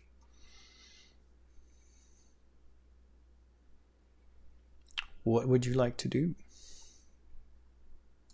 Everyone is be careful now. There's very eerie silence. Just keep your eyes out for any big nasties that might be looking about. How big are we talking? I'm not sure. It could be a Oh, wolf, that's- could be a bear, could be a dragon. You have no idea. Oh no. If you like, we could try to look for tracks, or maybe it could be perching up in the trees. I don't know. As much as I love a good scrap, this would be inconvenient in our journey. Yes.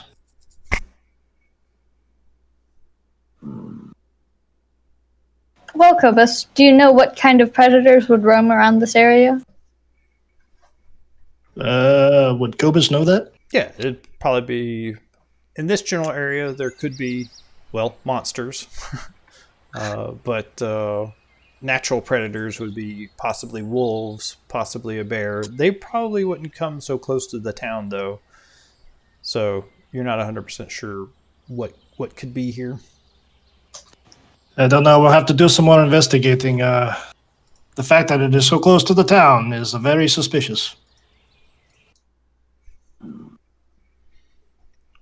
And so we like out of the woods now, or almost out of the woods? Yeah, you've broken out onto this trail that connects two farming villages, and you're going to be following this up to Berdusk unless you tell me differently. And is there visibility like over the terrain? Is it still blocked by forests? Yeah, there's forests and shrubs on either side of you right now. But in the distance down the road, you can make out the form of the little farming village. And on the other side, it opens up into... This was built on kind of the edge of a forest. And on the other side is a big open plain. I have a bit of an odd question. Does the plant life look like it could be possibly overgrown or perhaps like just growing at a very rapid pace? Mm-hmm. Okay, cool. There's a fight to be had. We should have it before we get to the village. We don't want collateral damage. That's an excellent point. Very well. And with that, I'll get off of my horse and start looking for tracks or broken branches or any dead, partially eaten animal. I'll cast guidance on Cobus. Would you like to roll a perception, nature, or survival? Feels more naturey. And a D4. So you got a 12? 12. You start looking around and do spot some tracks that are probably a couple days old. You follow them for a bit, and then it's easy to follow it because you get this smell of rotting flesh. And as you look deeper, you find a group of several villagers that didn't make it. Let me see here. Can we inspect the bodies and look at, Yes, it's there's froth around their mouths. There's blisters covering exposed skin. There's no obvious weapon wounds. It looks like they were fleeing the town, and but where is it? Yeah, it looks like Kyla's the first to suggest this. Dragon breath weapon. That this is probably a dragon breath weapon. These are women and children that fled the town and then got chased down by oh my god. By a green dragon. What you're thinking? Green or black, but we've had several signs of green dragons, and so that's what I'm inclined to believe. Yeah, you see a nearby claw print, and with your Dragon Scholar ability, you're able to identify it as a green dragon. How large is this claw print? Can I tell what the age of the dragon is? How many Karens is it? It's about the size of, like, the creature itself is probably about the size of a horse. So you think it's in the youngish range. It's like 1.5 Yuris, 1.5 to 2 Yuris. We use Yuris and Karens for scale. Well, It's like metric and imperial. How tall is Yuri? 2 Yuris and Karen. How big? He's like 6.5 feet tall. So he's Whoa! Yuri's big. He's 2 Karens. About. More or less 2 Karens tall. 2 Karens and a shilling. Yeah. I think Yuri's probably 1.5 Yuris tall. There you go. True. May I look around for signs of a dragon? Because if there's signs of the dragon killing people here, I would like to look and see if that's the reason all the wildlife went quiet. Oh, this has been a few days now. Like you're able to tell because of the tracks and the state of the bodies. This happened a few days ago. And there's this just smell of rot and this acrid scent that just burns your nostrils coming from the bodies. It's probably because they just still have that dragon breath that killed them emanating from their... Kylo would like to ask Kobus if it harms him as well. Like the smell, it smells really horrible or something, because he's a green dragonborn. I'm just curious to know if... You're resistant to poison, right? I am resistant, yes. Okay. So you can explain that how you would like? Yes, this is definitely very familiar. It's truly a terrible sight. I don't know if there's much more we can do for them, but yes, I am. I wouldn't say immune to it, but I am stronger and healthier and more resistant than most, I would say.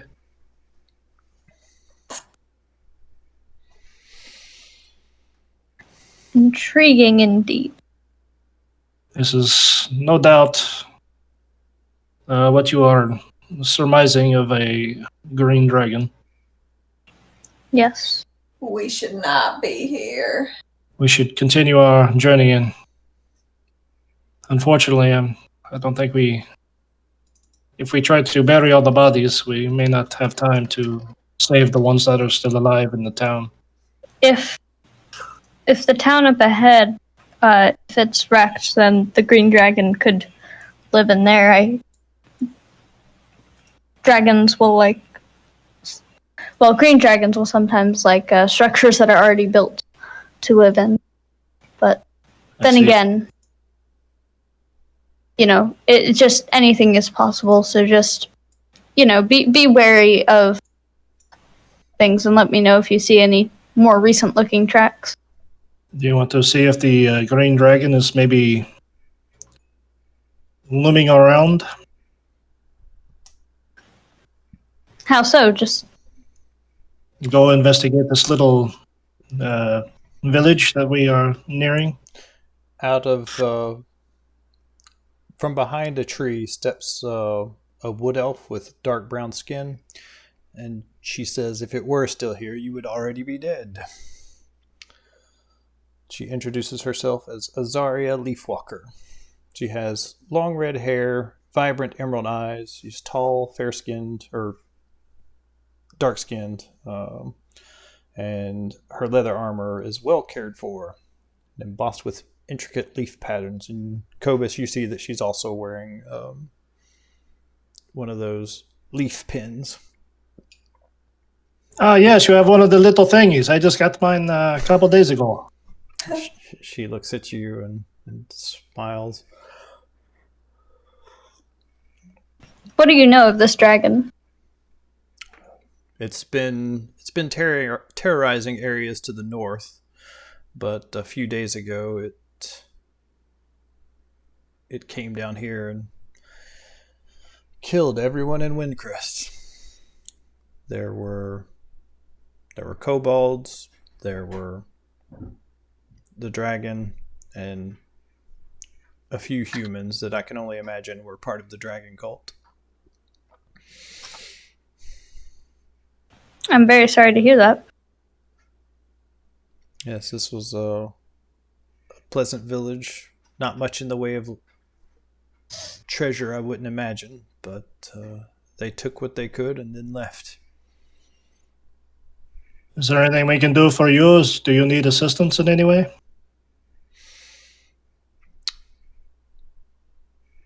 No, I was just keeping an eye on things to see if it would return. Perhaps make this its lair, but it seems to have gone elsewhere. We don't seem to be too concerned about encountering this dragon. Brave of you to wander these woods by yourself when it's about. She smiles and says, "Well, I'm a druid, and I'm a friend of this wilderness. So I fear nothing in this territory." He looks impressed, glancing over to the others like, oh, this lady's she's pretty cool. I think hearing that an entire village got wiped out has hit Karen pretty hard. She's not looking very good.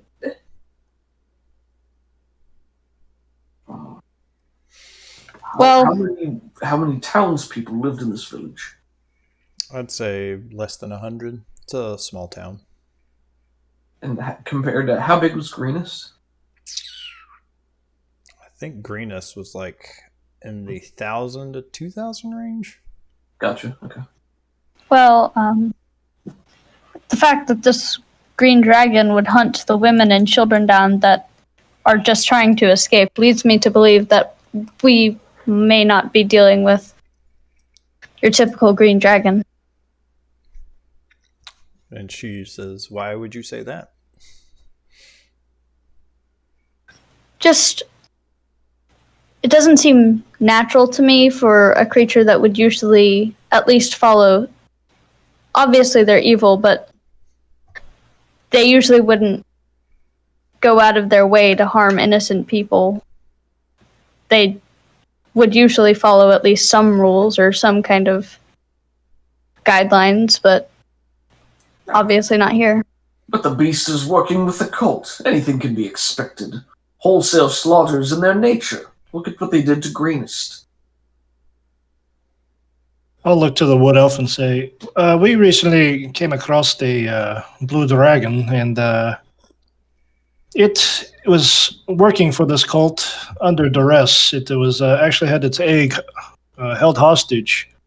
Would your impression, as you were witnessing all of this, would your impression be that it was happy to oblige as all those terrible things it did, or was it a little less willing to do so? Are you talking about the green dragon? Yes. Okay. I've heard rumors of this green dragon just terrorizing, attacking cities, and basically making a general nuisance of itself to the north. And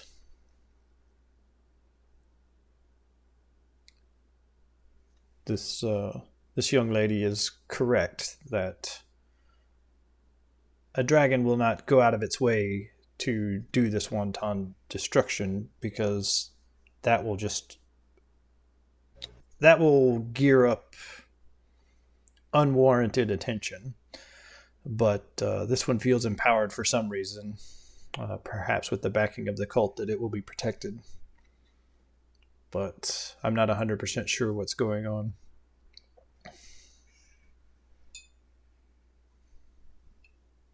Yeah, we all make mistakes like this when we're kids. Oh, whoops! Ate a whole town.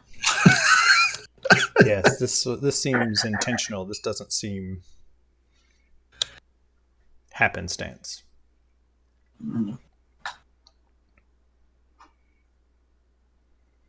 If it is being manipulated, I'm sympathetic, but we cannot excuse its actions or give it a free pass. Yes, it does not sound like it is being so much manipulated. It seems to be enjoying it. Yeah, it seems to be enjoying it on first impressions. There's only one thing to be done.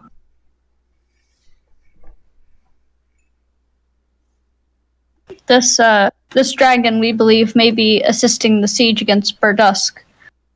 And that's where we're heading now, so we can... A siege against Berdusk, she asks. Yes, that's right. The cult is growing bold. Not sure what spurred them into such actions. They're beginning to become a real problem. And she looks over at Cobus just pointedly. It's like, we would do well to cut their numbers. I tend to agree on this matter. You, in any way, shape, or form that we can, if we can convince them, fantastic. If not, well, we have to do what we have to do. Let nature take its course. You seem to know quite a bit about the surrounding area. Do the words to Neriatar mean anything to you? Let's see. For her,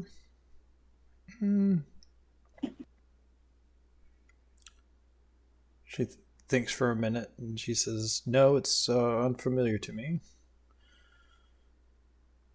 Yeah, she wouldn't know what that is. Blast! I will figure this out. Out of character.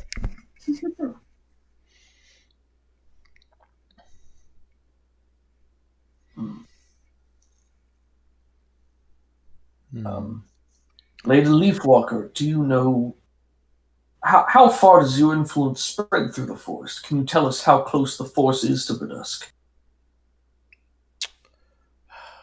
She looks at Cobus and says, I don't know, but I could find out. I can send some winged creatures to find it and report back." That would be lovely. Perhaps we should tread on, and maybe, if you wouldn't mind, have the winged creature come to me and I could talk to it and report back. She nods. And she says, she gives you like a way to summon the thing, like wherever you're staying in your in-house, like whatever inn you're doing, like leave the window open and like... We'll leave the light on for you. Yeah, basically she gives you a way to signify, hey, come back here. Maybe a particular kind of plant or something that you put on the window sill? Yeah, not something that would be eaten, because then a crow might just come by and eat it. What do you know about the army? Nothing. Thanks for the berries. See? Yeah, could you craft like a particular plant or whatever, or cactus or something? Ah, yeah, a cactus would be good. There you go. All right. And she doesn't say goodbye. She just starts wandering off. Well, she seemed nice. Strange forest folk. Yes. I can relate. Oh. If there's anything I've learned, it's that you don't trust a stranger in the forest. Weren't you listening earlier? That hurts a little. You cut me deep, Justin. Well, we know you. But you're not alone. You're with us. Well, that's true. Who's alone? Don't trust it. Looks around to make sure nothing's on fire. You got Bug's like, but you got a magic item out of it. I didn't say it was a raw deal. I said it was dangerous. We're already moving with haste. I'd just as soon the forest not burned it. And Perish that thought. That is true. Only you can prevent forest fires. She seemed to have at least a little bit of knowledge on the Green Dragon, so that was helpful. yeah, she those of you watching her, as she gets a little bit further in, you see her like walk behind a tree, and then a bear walk out, and then a couple of wolves join her on each side. Cool. And they start roaming off back into the forest to the northwest. Are those pigs too? I think Cobus's frog is more impressive. Oh, thank you. Oh, thank you. Knickers at his horse to make it walk. Not even a competition. You start moving towards the town, and the horses start shaking their head, and they are definitely resisting heading into town. Ooh. Maybe we go around. Yes. Are we investigating the town, or are we passing through and continuing to Berdusk? I don't want to get eaten by some stray kobolds today. I think we should probably just pass through and see what's up, because we know the basics of what happened. I'm not sure there's much else information we could find there that could be helpful, except for some bad guys. So you think we should go around this? Is that what you were saying? No, I'm saying we should get somewhat close to it, but we shouldn't go directly through it or investigate too terribly much. I see. But our noble steeds don't seem to want to get closer. I could ask what they are picking up on. Yes, that By all may be a means. good idea. Yeah, you spend a level 1 spell slot to talk to him a little bit more. And there's something in the air. It's foul, and there are dead things in there, and the scent of a powerful predator. Don't make us go in there.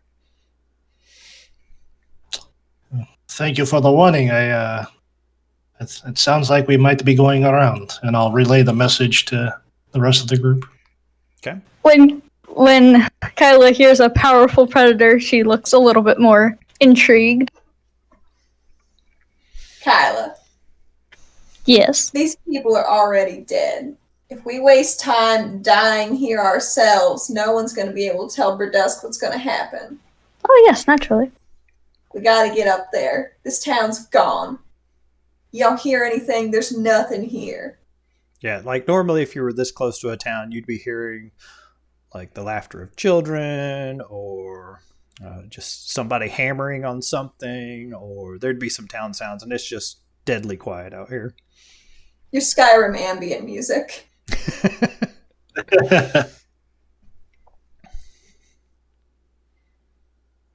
Very cool. So are we in the consensus? We go around? That's what it sounded like to me. I say we go Oh, around. so yes. Okay. All right, you take the horses in a wide arc around the town, and after you get to the more open section fields on the other side, you do see just more dead bodies that are scattered around inside the town. You do see a few dead kobolds, but mostly it's just townsfolk, their animals, and everything's just been messed up. And you see some damage on the houses that have just been shattered by something big and powerful. Is drunk. He's drunk. He's drunk. I'll offer some druid-crafted fragrant flowers to cover over everybody's mouths. Oh, To that's help. nice. Deter the smell. Ooh, this is lovely. Very Is nice. this potpourri? It's Pope Yuri. She laughs. Oh my. I can give you back one of my inspirations if you want. We haven't made it to that point yet. Potpourri. Very nice. So yeah, you head back get back on the road, and the rest of the travel is pretty easy. Normally you'd be seeing foot traffic on a road that was this close to Berdusk, but there's just not anybody on it.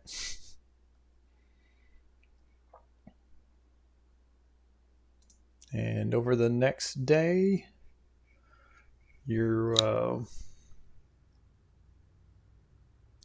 kind of close to mid-morning. You arrive in Berdusk.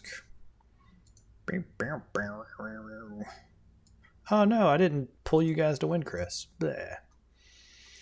So, Ooh. That's a pretty picture. just a ransacked village. A little more destruction that's here. And most of the roofs have been ripped off, and some bodies strewn about. Who knew? A butte. All right, so then we're in. There's something distinctly unsettling and sad about seeing good fruit in a dirty puddle. Yeah. I would agree with that. But I'm not going to go get it. You shouldn't. That's disgusting. I mean, it washes off. Does it really? I think You never so. get the taste out of it again. listen, an apple's not going to absorb mud flavor real quick. You can't prove that. I could, actually. No, that's a horrible idea. It could have residual poison. Don't. Yes, I distinctly remember there's something about poison and apples going very well together, and I'm not going to chance it here. What about a pear? No. The point is, if don't they're eat things that have been in mud. But oranges have a rind, and you don't eat that. It's There's- a blanket around it. oh my god. All you have to do, Karen, is walk into that town filled with dead people and go get you some apples. All by yourself. Karen already has some apples, believe you me.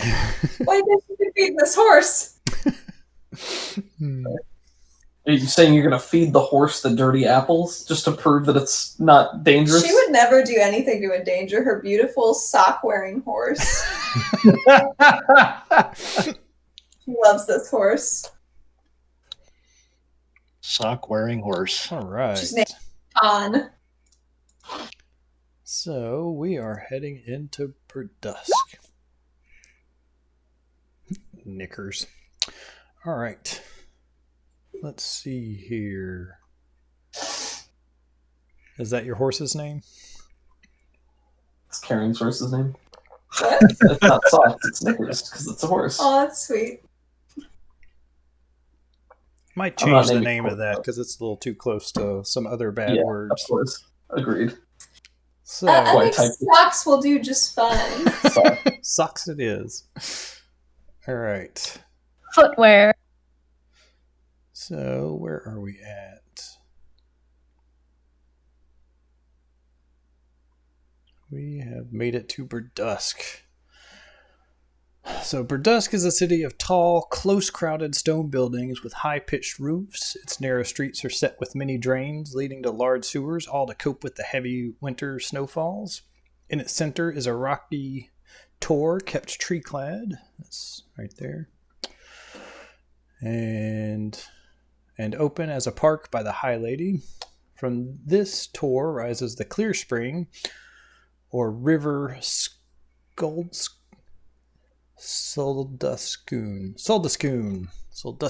There we go. I like that. Second rocky knoll to the northwest is crowned by the High Lady's castle. That's right here.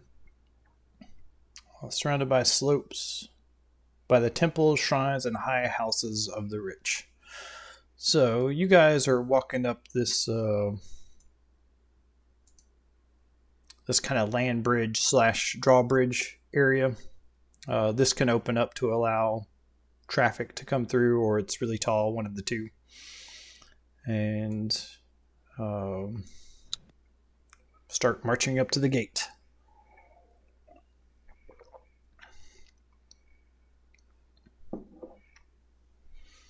and is the gates closed right now? No, the gates are open. There's a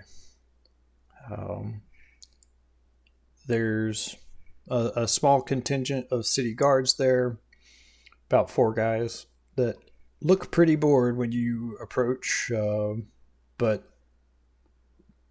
before they notice you. But once they notice you, they perk up and stand up straight and try to look intimidating. Mm-hmm. I guess Kylo will speak up then. She'll step forward and say, "We must get to the High Lady immediately. There's an urgent matter we need to discuss with her." The guards look at each other and look at your group and go, "Yeah, I never heard that one before." Do you want to be skewered by a bunch of dragon cultists? Because that's what's going to happen if we don't talk to your High Lady. The dragon cult is preparing a siege on Berdusk. We need to talk to the High Lady. Hold on a second. She said, "Do you want to get skewered by a bunch of dragon cultists? Because that's what's going to happen if you don't let us in." It's like, "Are you threatening me?" Because she casts Charm Person. No, they'll see. Can I step in with my new Lord's Alliance ability No. called I'm in Charge here? She was pretty quick on that charm person. I think that's going to go off first. Okay, sure. But won't they see her cast it? Yeah. Let it happen. I See what stand by happens. this. Yeah. Yeah. This foolish decision. No, this is all. I'm all for it. This is good. All right, so I guess I will open up a city guard here. This is gonna be so fun. Good luck. Thank you. I would like to use my inspiration. Well, he's making a saving throw. Yeah, he rolls the resisting save against you. Oh, that's right. My bad. But I'd let you either luck. Can I give him disadvantage on a save? I'm gonna throw a little guidance her way in return. All right, he got a 17, so you just cast a spell on him, and he shakes it off. It's like, right, get him! And Well, these three step forward while one of them starts running back inside. Hold on. It goes around. Nobody attack anybody. Everybody just step away from each other. Please, this does not need to resolve in combat. We don't want to harm you. You don't want to... Well, we don't want you to harm us. You probably do want to harm us. But you can try a persuasion at disadvantage, but it's not looking good. Let's try it. Because I don't want to hurt these guards. Because if they fight us, they're gonna... I mean, we don't have to fight back. We can just surrender. How's an 11? They do not have any wisdom stuff. No constitution. No.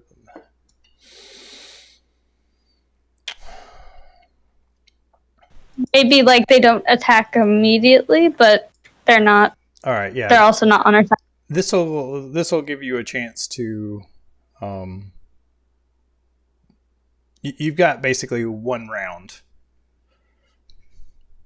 To speak with them? They hesitate 1 second. So, Yuri, if you want to do your thing, then you can. Yeah, I think along with whatever Kyla says or is about to say to stop them, Yuri will hold up his great hand that has the signet ring facing inward. So he's holding it outward for them to see, to reinforce what she's saying. And say something like, "Stand down and take us to the keep." Karen also holds out her signet ring, which is forged. Just make a copy of Yuri's. No, she's had it since the beginning. It's part of her background. Yes. Signet She ring. has let me check what it is in my It's notes. an actual item in your inventory. Yeah, it's a signet ring of an imaginary. Oh shoot, I can't. It's a An decoder imaginary ring. Duke. God. That's So- what they gave me. Are the rings enough to convince them, or do I still need to talk? Kobus is just going to drop to his knees and drop his little staff and be like, "I surrender." Cobus, get up. No, I don't wish to fight. Yeah, your horse nudges you, like you jump off of it and go prone, and the horse starts nudging you. Yeah, the guy looks at you and looks at your group. It's like, "You've got a funny way of showing your membership there, lad." Please allow me to explain. We've been journeying for 6 days on horseback. It's been a difficult journey, and we're all a little bit annoyed as of right now. I apologize for what happened, but we have a problem. The dragon cult is advancing towards Berdusk, and they're planning a siege, which we believe may also include a dragon, which is why we need to get to the High Lady, so we can assist her in the defense, because we know of what the majority of their plans are, and we believe that with that information, she may be able to prepare better for the attack this evening. He looks over at his friends, or at his coworkers, I guess, and they converse a little bit. And the guy that had run off has come back with 10 guards that are all charging with their weapons out. But they see you're still talking, and so they stand down. Their weapons are still drawn, but they're not held in a ready position.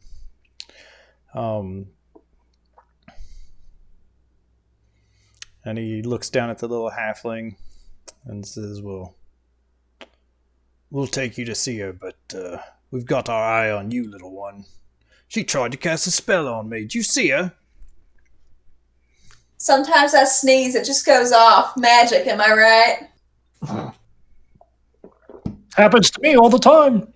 I chew. He says same thing happens with my spear. I don't think that's the same, bud. And she hops back up on her horse. Again, sir, I deeply apologize. Yeah, We're just... You'll be going to see the High Lady, but you'll be under guard. And he waves a hand, and the 10... He'll send 6 guys to keep an eye on you. Well, this is good. We have an honor guard. We just need to sell it as we walk through the city. Yuri will be waving at people as they pass, yeah, this is a good thing. We're a big deal. Yeah. Maybe play some of the musical instruments on the way up there. Karen is so put out. Yeah, if you're not... She's so irritated. Yeah, if this doesn't go well, in addition to the honor guard, we'll have a special room set up for you and your friends. So you just mind your manners. I don't know, a special room. Lean into Karen and say, maybe the next time, these people are friendly. We probably could have just walked in. Well, maybe. I liked it when it was against the cultists, but now everyone's all mad at us. And this really doesn't reflect well on my image. Which is really one of the key tenets of this group when you think about it. We do good things, but we have to look good while we do it, There's a fine line between looking good and getting good things done. Yes, and you fell short of it, apparently. I am a little shorter in general. Listen, that wasn't a jab. Oh, I meant my temper. I see. Well, Would it be reasonable to make a little bit of just, casual conversation with the guard about, what's up with Berdusk? Yeah, they're not in a friendly, chatty mood right now. what kind of security do you guys have here? Yeah. No, that's not what I was going to ask. But If someone were to break in, I couldn't hear anybody because everybody was talking at the same time. I was just wanting to talk to them so they wouldn't be as angry at us. But if that's the case, then it's fine. They are angry at you. Oh, okay. Just canvassing the neighborhood, making sure everybody's got security. Yeah. This time of year. All right.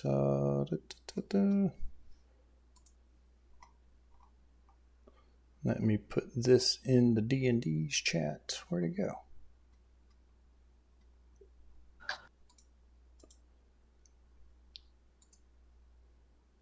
So, as you're moving up, you guys are on a beeline heading up towards the High Lady's castle, and on the major intersections, one of the things that you do notice is this wanted poster. Oh no. Jeez. And it's Karen. No, I'm kidding. That's what I immediately suspected in my gut. So. I'm sure Karen was feeling the same way. Oh. But yeah, you see a wanted poster, and apparently Karen's gut knots up before she sees the picture of a roughly scrawled dragon. That's hardly accurate. Yep. Oh my god. They didn't even get my iPad. My nose always been that pointy. So green dragon sighted in the territory north of Berdusk. 5,000 gold pieces on proof of death. Well, they're going to be seeing that sooner than they want. Yuri's chest swells with anticipation, excitement building. Not so much at the amount of the reward for the reward's sake, but as a measure of how important this is. I'll just kind of look over to Yuri and say, imagine the fame you could get from that one. I am. I don't think we should be encouraging Yuri to try to go solo a green dragon. I didn't say I would do it myself. No, I would absolutely help him. I Although have might be able to. sidekicks. Exactly. This is a group effort. You know, Kyle makes a mental note to talk about this later. Yeah, so you're moving through town, normal town stuff. There's the we watch together. Join the room again. Oh wait, no, I'm not joining the room twice. I'll find my other link. Watch together. Do we have? some medieval city people market animals. As a quick aside, we were doing a Disney Plus watch together of National Treasure, and I don't know why I love my that movie. sound was so messed up for like the first 10 minutes of the movie until I realized it was layers upon layers of like 7 tabs of National Treasure playing over each other that had somehow opened, watching just one. Nice. Very disorienting. So echoey. I don't remember Nicolas Cage's voice sounding like this. So yeah, you're moving up along the road, and it takes a good deal of time to walk up there. The guards are just, they're not antagonistic, but they're also not friendly. And it's the middle of the morning, so there aren't any like boisterous parties or anything like that going on in the taverns that you're finding. But when you get up here to the Florist Flagon, you just notice there's quite a few little people around here. There's halflings and dwarves and gnomes and just the shorter stature races that are in this general area. Just a higher percentage than you're used to. And Karen, you probably know about the Flourish Flagon being run by a group of gnomes that all answer to the name. What is it? Where's my notes? Marco or Marklo or something like that. But it's very friendly to the little folk, not so friendly to the bigger folk. Oh, wonderful. She's going to go have a talk there later. Yuri feels like a giant walking through this area. Gary feels like a giant walking anywhere. Even more than usual. Exactly. He does. It's not an unpleasant sensation for him. I still want to cast Enlarge on Yuri right now. Oh God. Would not go over well with the guards. Yeah. All right, so they lead you up to the High Lady's castle. One of them moves forward and talks to the guards while you guys are still kind of in the street proper. And they converse back and forth for a little bit, and eventually when one of them goes back inside, you wait outside for 5 to 10 minutes, and eventually somebody comes back out, and it's not the lady, but it looks like it may be one of her aides. And he comes out to speak with you. Yes, what can I do for you? What's this about an invasion? The dragon cult has recently attacked Greenest, and now they're marching northward to Berdusk. They plan to attack, I believe, this evening, so we don't have much time. We have an understanding of their number of troops, which we can give you, and probably some other pieces of information that could be useful, but as of right now, we need to warn the lady and speak of defenses against a dragon attack. And why Maybe not even necessarily a lady, maybe just a guard, captain, someone to start collating defenses, because they're coming, and it's a lot. Well, the lady should definitely know. If she's too busy, lady's got a lot of stuff to do. She's too busy to deal with the siege on her town. Listen, I don't know how nobility lives their lives. I won't allow it to be that. So, and why, pray tell, did you feel the need to cast a spell on our good guards? No comment. Oh, okay. I think Kyla probably would have looked to Karen to explain this, just because that's... That is an excellent question. They were being a bit aggressive for, your standard town guards when you tell them that there's a big trouble coming and you're trying to help, putting your lives on the line for this lovely city, town, whatever you want to call it. The way it was told to me, you threatened them with an attack and kind of hinted that you were members of the dragon cult. No, sir, that's not what happened. Her eyes roll so hard. We mean, I believe the exact word she said was, well, she was referring to the fact that if people are not appropriately warned, then the dragon cult will get the jump on Berdusk, which could be very bad. We are not members of the dragon cult.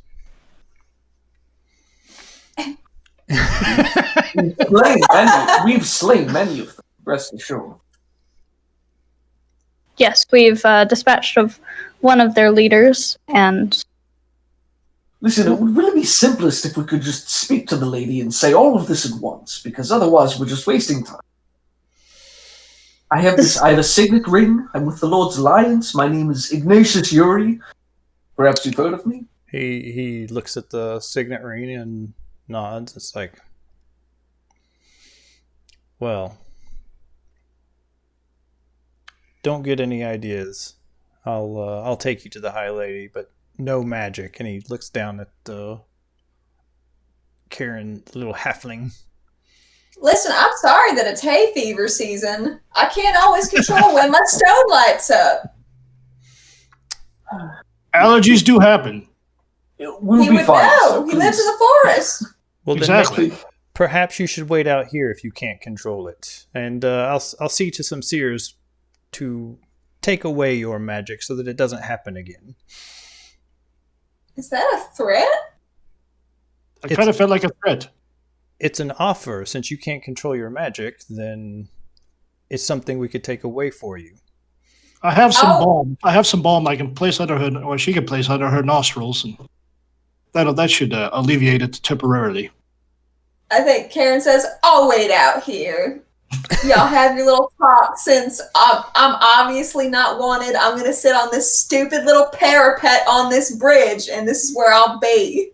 Yeah, that's Aw. Are you sure? Because we're going inside here. It could be quite a while. I think she just pointedly looks at the aide.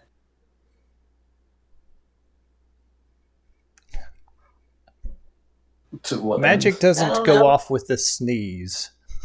Control your magic or wait out here. Those are your two options. I'm not apologizing. I did nothing wrong.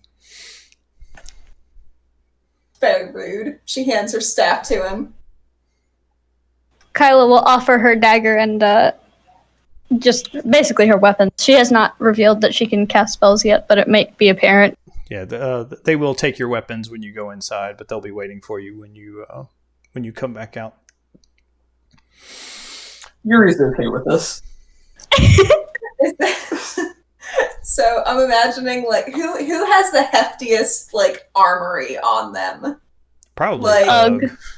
So just unzips his front shirt and is pulling daggers out of his armpits. Just, everywhere there could be something hidden, he's just oh, one more, and then one more. a tiny dynamite or something. He's don't worry about it. And it's on fire. So yeah, they take your horses over to the stables and relieve you of your weapons, and then he turns about on his heel and his little robe swooshes on the ground, and he leads you indoors. Let's see here.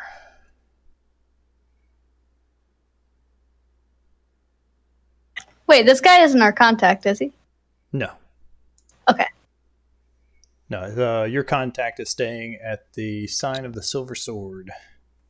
That's in number 4, which is down here.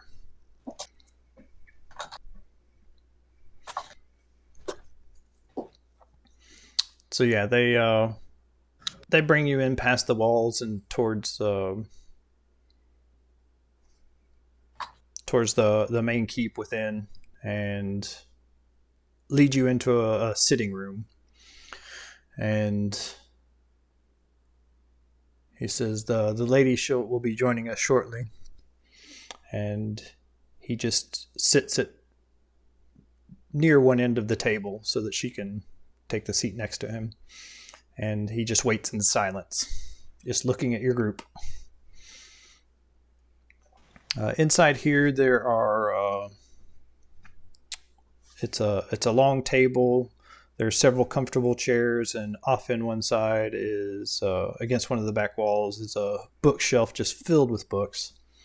There's a fireplace going behind where Lady Celeria is going to sit, and tapestries hanging down, and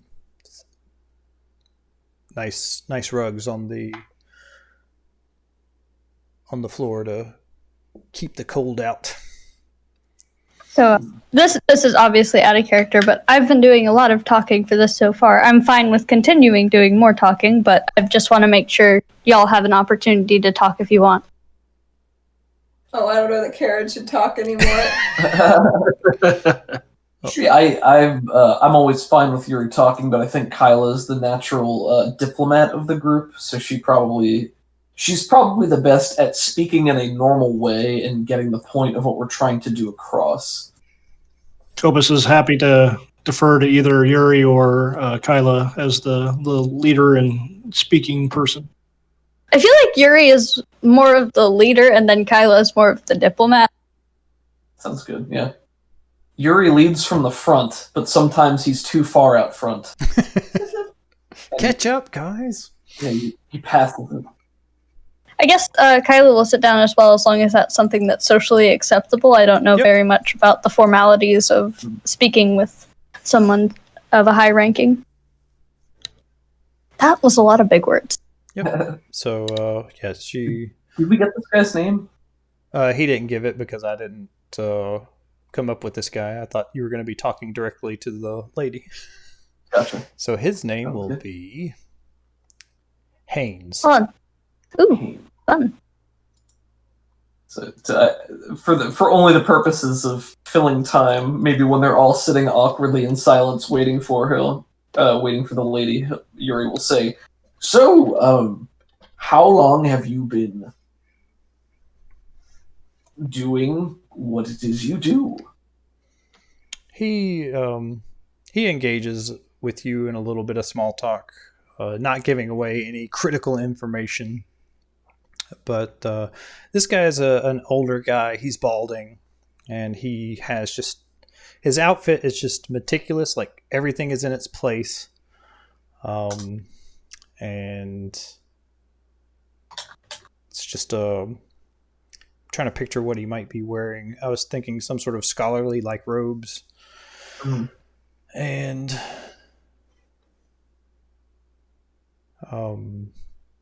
And yeah, he'll have some wire rim glasses that he's wearing, and he walks with a limp.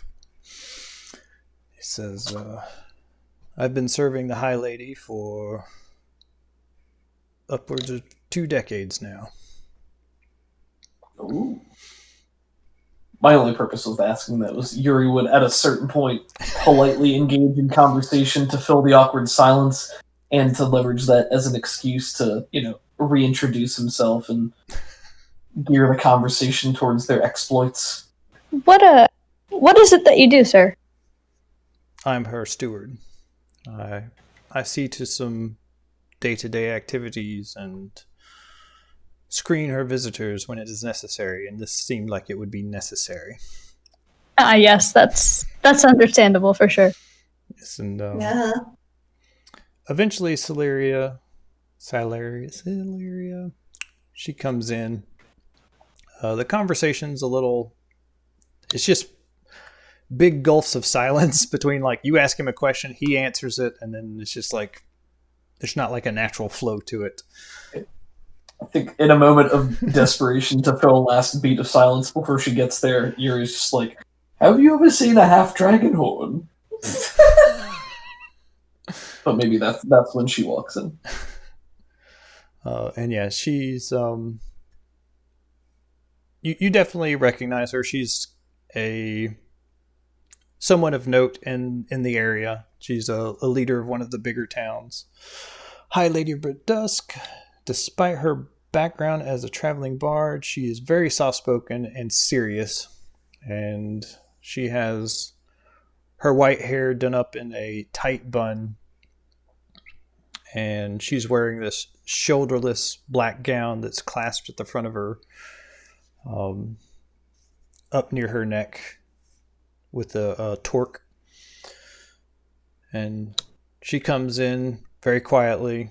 You don't hear her footfalls on the stone, and she just has a seat and says, "So you say there is an army?" Yes. Would you care to elaborate? My comrades and I have traveled from Greenest, which has recently been attacked by the cult of the dragon. We have gained insight into their plans, and if we understand correctly, then they will be reaching Berdusk by this evening. We believe that they may have a young green dragon with them who will be helping with the siege, and they will be using ladders to climb the walls. There will also be some people on the inside. She holds up a hand to interrupt you, like instead of just doing a big, huge info dump. And she says, "They're working with a green dragon, you say? It has been terrorizing our territory to the north, but you say this army is approaching from the south?" Yes. We believe they've also attacked a town nearby. I believe it was called Windcrest, out of character. Woodcrest. Yeah. And her steward leans over and says, "Well, that would explain the lack of travel from that direction." The town was absolutely decimated, and there was obviously work of a green dragon. Yes, that's what we've been finding to the north. Caravans are not safe. It's making itself a big nuisance, so we've sent our adventurers north to go deal with it. So out of character, this is kind of a big city, so there would be plenty of adventurers here normally. It's also the headquarters to the Harpers here in the inner chamber. And so there would be lots of high-level adventurers here. But with the big reward getting posted, many of them have gone off north to deal with this threat of the dragon. We believe it's working with the dragon cult, so we think it's going to assist in the attack or the siege this evening. She gets... At the very least, it sounds like they might have just been creating a distraction to the north to pull people away, make the siege easier. She pinches the bridge of her nose and she just stares off, like, past all of you, just at the wall. Like, there's nothing over there. She's just lost deep in thought. And the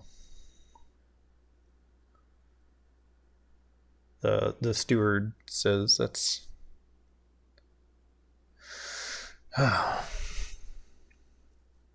Well, all right, let's talk about the army and see what we can do then." And you catch her up on the various things, like they have a whole bunch of mercenaries, they had cultists, they had lots of kobolds, and you're pretty sure that they're marching from the southeast. So they'll be heading up to, I can't read that, Drover's Gate. And also about the siege ladders and how there might be people on the inside of Berdusk who are planning to open up the gates to help them get inside easier. They both look at you. What do you mean? Who would open the gates for this cult wanting to invade? People can infiltrate on both sides. Yes, there are probably some guards that are actually working for the cult. We're not sure exactly who they are, but we do know that there are at least a dozen infiltrators inside the city of Berdusk. Any more information on that? All we know is that they're going to attempt to open up the gates, and so if perhaps maybe a change of guard shifts or something like that comes up, There's supposed to be several dozen of them, so perhaps if you have standard guard cells that work together, you should interchange them for a day. Move people around, so if there was one group that was going to betray us, they'll be spread out and easier to locate. there's someone we're looking for here. His name is Nikolai Komarov as well. He's a dragon scholar. I think I may be able to work with him about the defenses against the dragon. Ah, yes. And Kyla sounds kind of annoyed as she's talking about this because she wants to help Berdusk and she knows this has to be done to help Berdusk, but she's not like super into it. I guess I can help. Yeah, he's yes, he's staying at the sign of the Silver Sword, and he's been brewing some potions for us. Excellent. I think meeting with him would be a good idea. Yes. There are some things I wish to discuss with him as far as green dragons go. I'm a dragon scholar myself, so I believe we may be able to work together. She tilts her head at you and like just a show of respect. I need a quick break. Too much water today. Thank God you said that. Yeah, I'll be right back as well. Sure, Pop.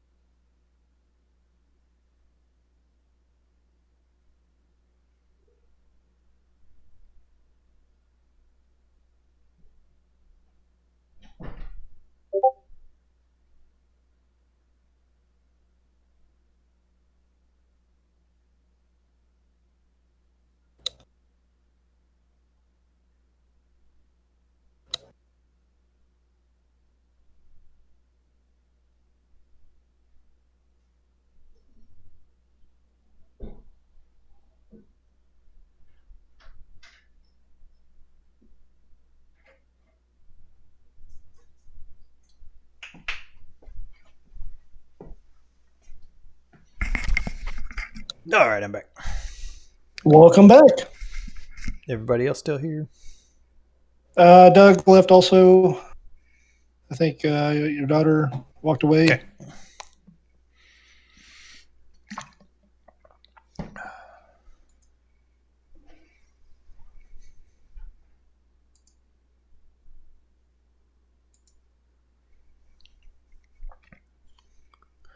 think I will make a change to the stream here real quick. I return. Welcome back. Thank you, sir.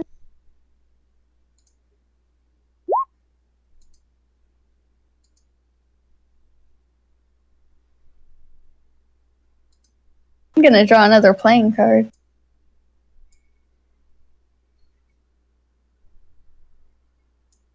There we go. Now I'll be able to see chats. They're not very talkative right now, but... Greetings to the people in chat. Feel free to ask questions or whatnot.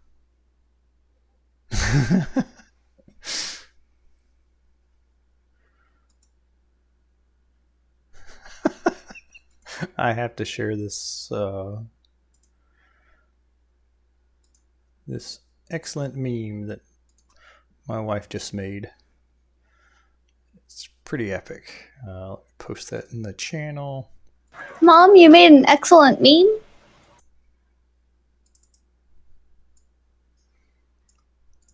Ask your doctor. That is amazing. Ask your doctor if Ulam Mundoth is right for you. Are you as dragon as you can be? Oh my god, that's amazing. My wife's pretty awesome. She kept saying that her name sounded like some kind of medication.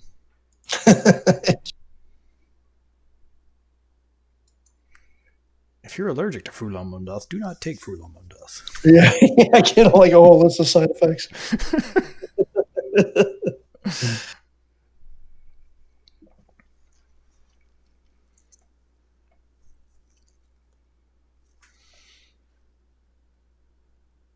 May cause scaly skin.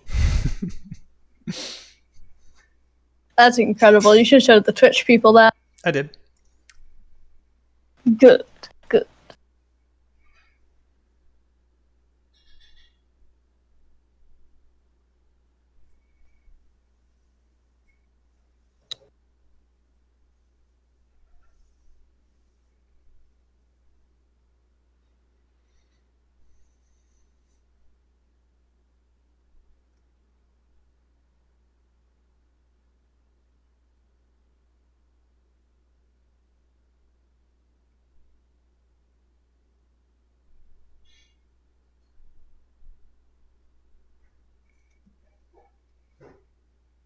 Kyla's trying to put her beliefs in dragons aside just for this one conversation.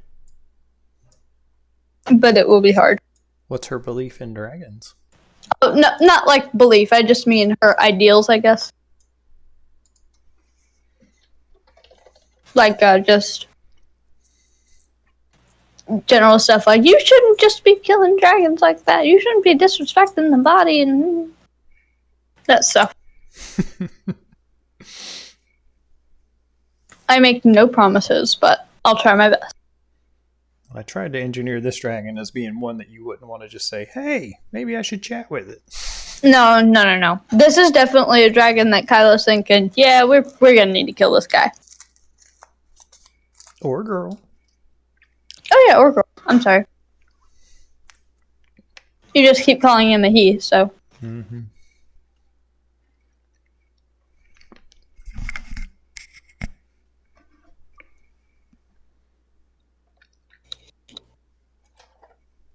Ooh, I just saw your dragon leather dice pouch up here. That's pretty cool. Oh yeah, I got it for Christmas like so many years ago, and then I found it again, and I was like, man, that's cool. That's Also got some dice for Christmas when we lived back one state ago. There you go.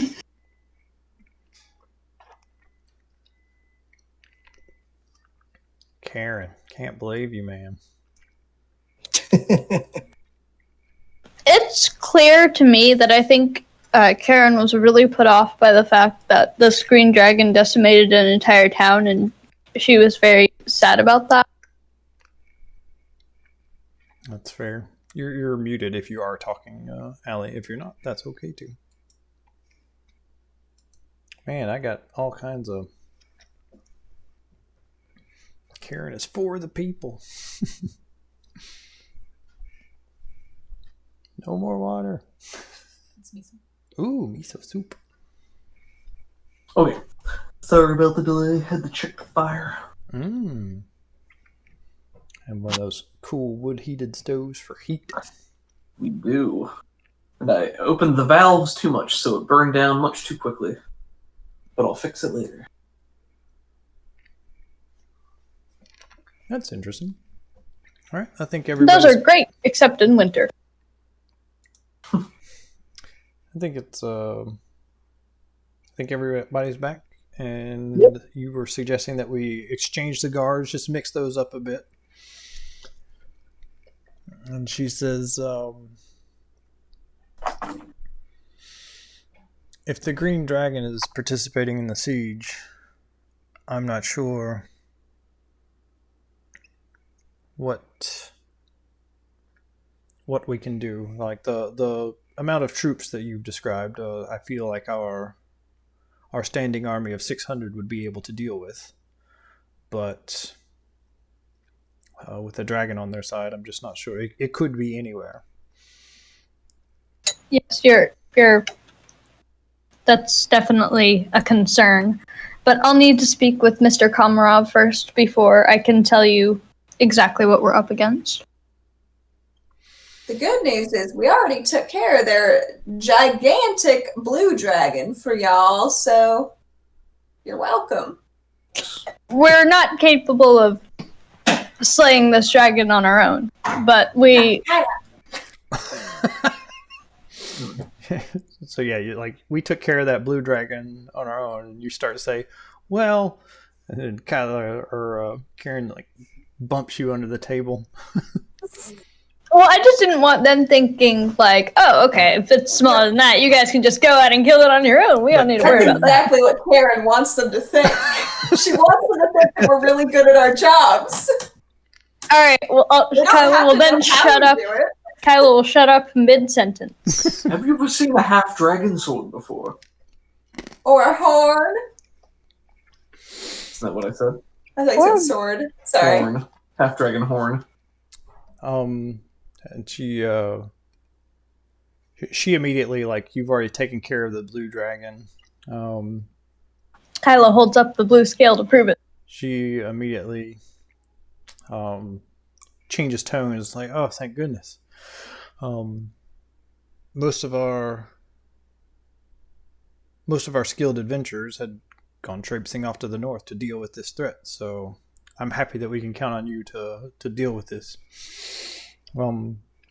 If this is the case, I will leave Drover's Gate to you, and I will probably man the Vale Gate just to make sure nothing else is coming that way. And yes, that's good. That's good. Yes, I can send for Nikolai if you would like. Oh yes, please. She calls to one of her people. Speaking of the people, I have some city watches or whatever for the Harpers. Mm-hmm. I would like them to get kind of near some guard posts and see if anybody is looking not particularly suspicious, but just talking about all the awesome dragon cult plans. So a couple of things. You know that High Lady Celeria is a Harper. That's just a known thing, and she also keeps her town solidified in the Lord's Alliance. So they have both great relationships with both of those factions. But yeah, you ask Lady Celeria to do that, and you'd like them to watch gates. Yeah, just a couple of gates would be fine. I think I have up to 3 I can use, so we'll take definitely the one from the north and 2 of the ones at the south, because Vale Gate she said she would be at. So well, she's she might be the leader of the Harpers or something crazy. I'm not sure where her rank is, but she's at least a very high-ranking member of it.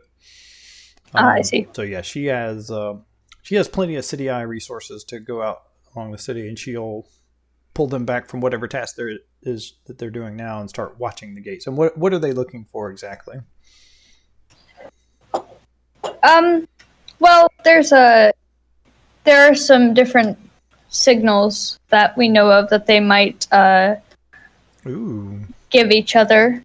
And she demonstrates the different the claw hand thing, and she's like, if anybody sees somebody doing this, then only a member of the dragon cult would know that. The reason we know about it is because we saw some dragon cult members using those for code back in Greenest when they attacked.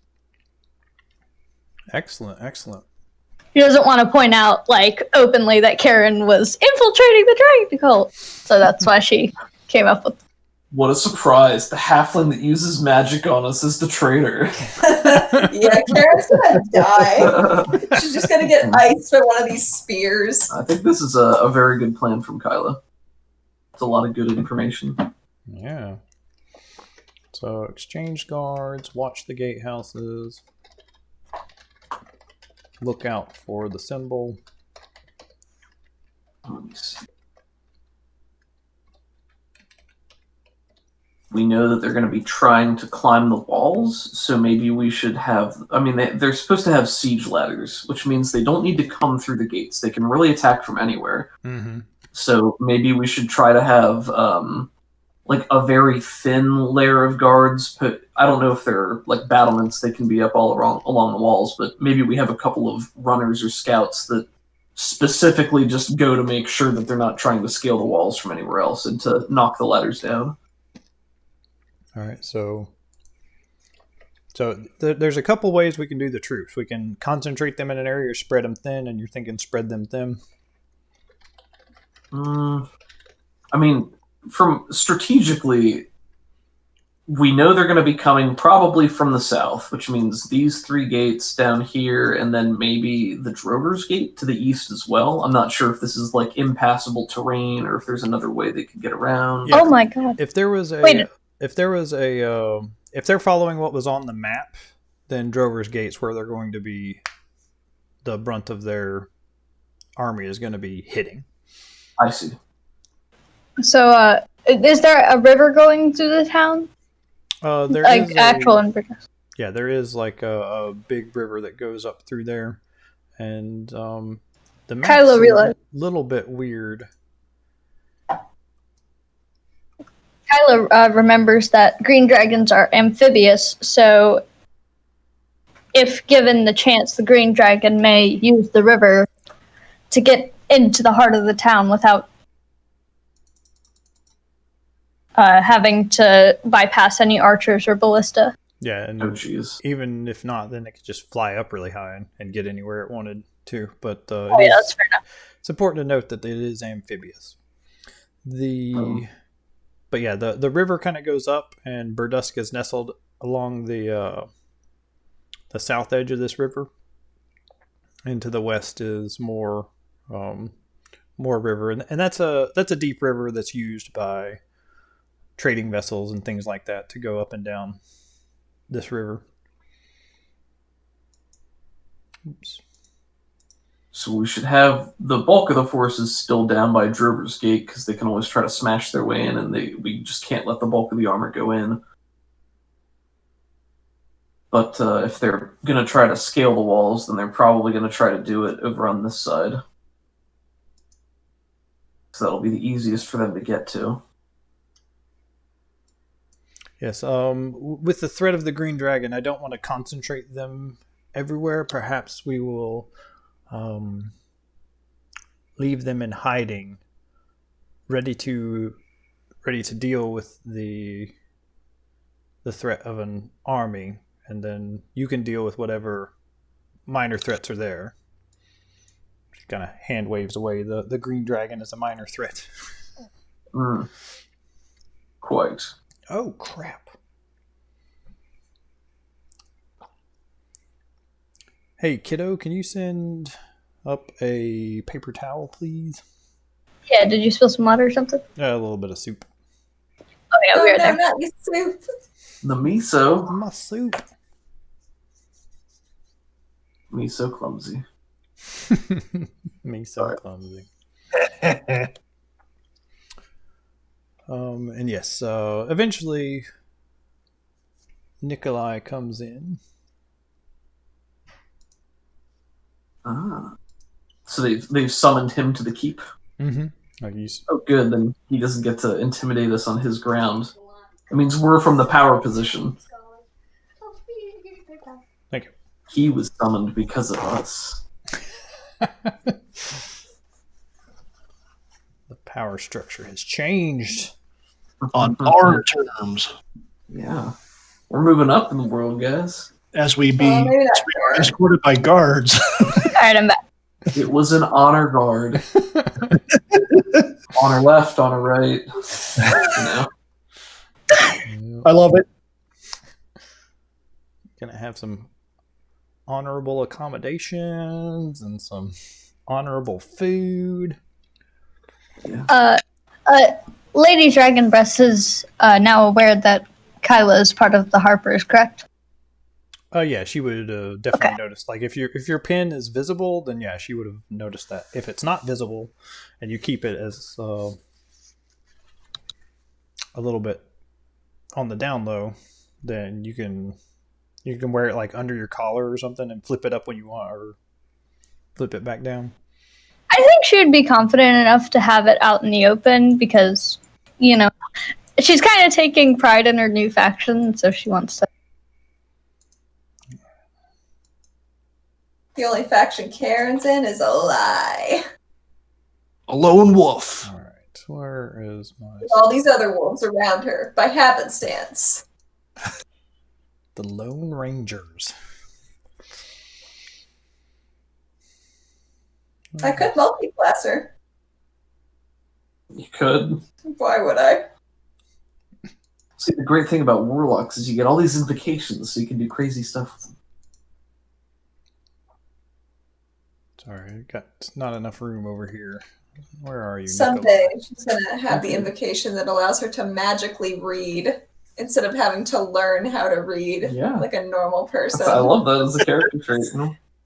I just was so good at it. One day I knew how to do it. Boom. Ooh. It's very impressive. I'm very good. What else can you learn instantly? We'll have to see, won't we? Could you beat me in a wrestling competition? I know you couldn't. Well, Sounds like a challenge to me. Yuri puts out one hand and holds you against the table. I never yield. I'm coming for you. Right. Charm person, Karen! Charm person! You wouldn't dare. She wouldn't. Do you need She your never did staff that her to? action. Do you need your staff or some sort of focus to cast magic? As a warlock, I don't know specifically. So just She always has it. I but think all spellcasters, all the main spellcasters are expected to either have a focus or the component. components. But not all spells require components, so it might just be like a verbal and somatic, and then you can do that without staff, I think. All right. Okay. Well, Nikolai comes in. He's a tall, older man with short-cut white hair. He has a pair of spectacles perched on his nose, similar to the ones that the steward is wearing. And his deep blue robes move like liquid midnight when he moves. On cursory inspection, it appears no more menacing than a kindly grandfather, but projects a slightly off-putting aura. He speaks with more than a hint of a Russian-like accent. I don't know what equivalent D&D language that is, but is very well spoken and never rushes his words. His time-worn face is light gray eyes, and bony, long-fingered, skeletal-like hands. Greetings, Mr. Komarov. Yes, greetings. Does this guy know you, Kyla? You are a dragon scholar, but I don't. Does he have any knowledge of you, or did you just know about him? She's published a couple of papers and stuff that he may have seen. I don't think they would have ever met, really. And the stuff she's published hasn't been that popular. Her name might sound vaguely familiar, but I don't think he would have ever visited the town up in the north. Because, again, it's a metallic dragon there. Yes. So he, when introductions are made, he does seem to have just a hint of recognition on his face, like, this is Night Jim. I feel so happy. Famous. Anyways. Yep. Yes, well, I do not mean to interrupt. Where were we? We believe that there is a young green dragon that will be aiding the siege against Berdusk this evening. And I wish to speak with you about how we can defend against this dragon. We? No, not we. You may defend against this dragon. I have no wish to engage in such trivialities.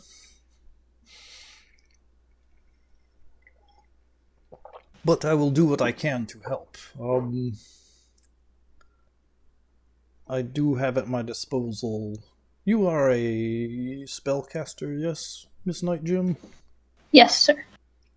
I do have at my disposal a few scrolls that may prove useful.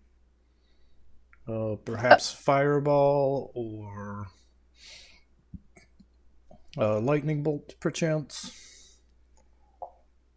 Oh my. Perhaps. Is there a price for these, or? Well, I'm not going to let all of them go. If I get accosted, I wish to have a bit of my arsenal left. But I could part with 3 of them. As for price, I would say 300 gold each.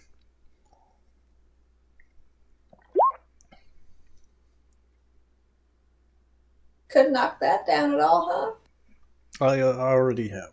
This is a matter of importance. It's out of character. A level 3 scroll I think costs 375 gold.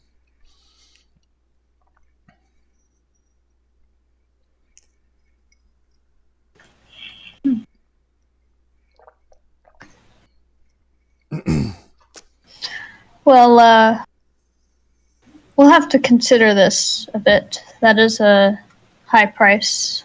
So, Well, with the army marching, I do not plan to stick around much longer. So, just don't take too long with your decisions. what do you guys think? She'll turn to the group and ask them. Well, perhaps the city would contribute to the fund of saving the city? Lady Nightgem says, of course. I say what now? Or sorry, Lady Celeria. She says, of course. We would be happy to purchase those, but they would be the property of the city, not the property of your group. Would we be expected to use it on behalf of the city? Do we have to say it before in the honor of Berdusk and then cast a fireball? No, I'm just saying that if Berdusk buys these scrolls for use in the defense of the city and you do not use them, then we will expect them to be placed into our treasury. I understand. Also, if these scrolls would help us in slaying the dragon, if it were killed, we would also probably be able to track down its hoard wherever that may be.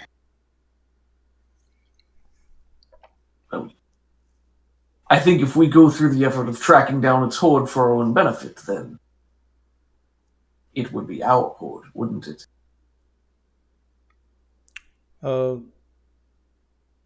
The woman says, well, yes, but the dragon has been raiding and destroying the nearby town, so we would want half of it so that we could lessen the blow of this green dragon across the territories. No, of course, naturally.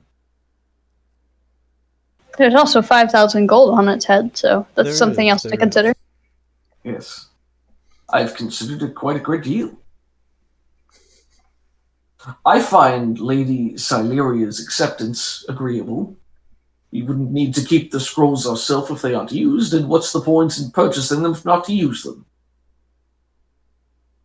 That's mighty wise there, Yuri. I trust that someone can use the scrolls, he says, looking between any of his companions. I don't know if Karen can. Yeah, I don't know if that's on the spell list of warlocks. Oh no. Is Kylo the only person who's going to be able to cast these? Maybe so. Cast them real good. She'll just be breathing fire and just throwing fireballs. So he has 2 fireball scrolls and 2 lightning bolt scrolls. but he's only willing to part with 3 of them. And Lady Night Gem is will purchase all 3. Out of character. That sounds great to me. I mean, Yeah. we don't. They're powerful spells, but we don't, and they'd be useful to have. But I'm sure if we wanted them, we could also choose to buy them from the city at a later time. So if she's willing to foot the bill for a bunch of them right now, that seems like a win. Absolutely. How do spell scrolls work in 5th edition? Like, is there any kind of roll you have to make to even try to use it, especially if we're not the same level as the scroll itself? Or I don't think so. I think if you have it, then you can use it, and when you use it, the scroll burns up on use. So they're one-use items, and if you were part of a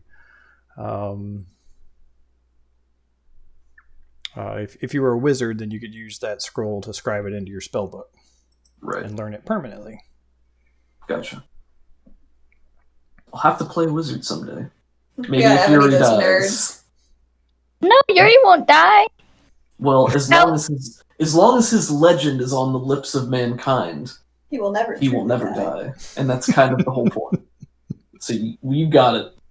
Because of you, Kyla, Night Gem, Yuri continues to live. All right. I just noticed that it's 3:30, and we're coming up on the 4 o'clock mark. That's when we normally quit. So we're probably not going to start the epic encounter of the city invasion. But there's still more planning and other things to do right now. So after we're done with planning, I think we'll call the session. So just a heads up. Cool. So be thinking about which scrolls you want. You don't have to make that decision right now. We can think about it over the week. But he's got 2 fireball and 2 lightning bolts. As a person who cast fireball every session when we were in Avernus, it's a lot of fun, and you should consider it. So they're both very high damage. Lightning bolt does higher overall damage and hits a smaller area. It's a line attack as opposed to an area of effect. So if we want to use fireball for clearing troops versus lightning bolt on the dragon, if it's in the water too, that'd be synergy. That's a cool idea. Productive. Might not come in the water though. Might not. Might just have some cool lightning bolts. Maybe. I think perhaps we should take 2 lightning bolts and 1 fireball scroll. I think that sounds appropriate. Yep, that's what I'll jot down. But like I said, we can change our minds. I think And we Kyla have will- the money to buy them ourselves. Like I said, we have at least 1,000 golden liquid funds. And Liquid. Celeria asks how the potions are coming, and he says they should be ready this afternoon. potion. Yeah, and they are potions of acid resistance that should come in handy if you wind up engaging the green dragon. Excuse me for this. Sorry, poison resistance. Okay, I was like, hold on a minute. In my head, green is like sometimes poison, sometimes acid, so I'll flip-flop them sometimes. Oh yeah, that's fine. I understand. I was just making sure we weren't. Train your dragon rules. It would have been acid. Kyla's gonna ask the dragon scholar. Are you going to be sticking around to dissect the dragon after it's dead? Perhaps I will be nearby, but I will not be in the town proper. I will watch from afar and come back if my services are needed.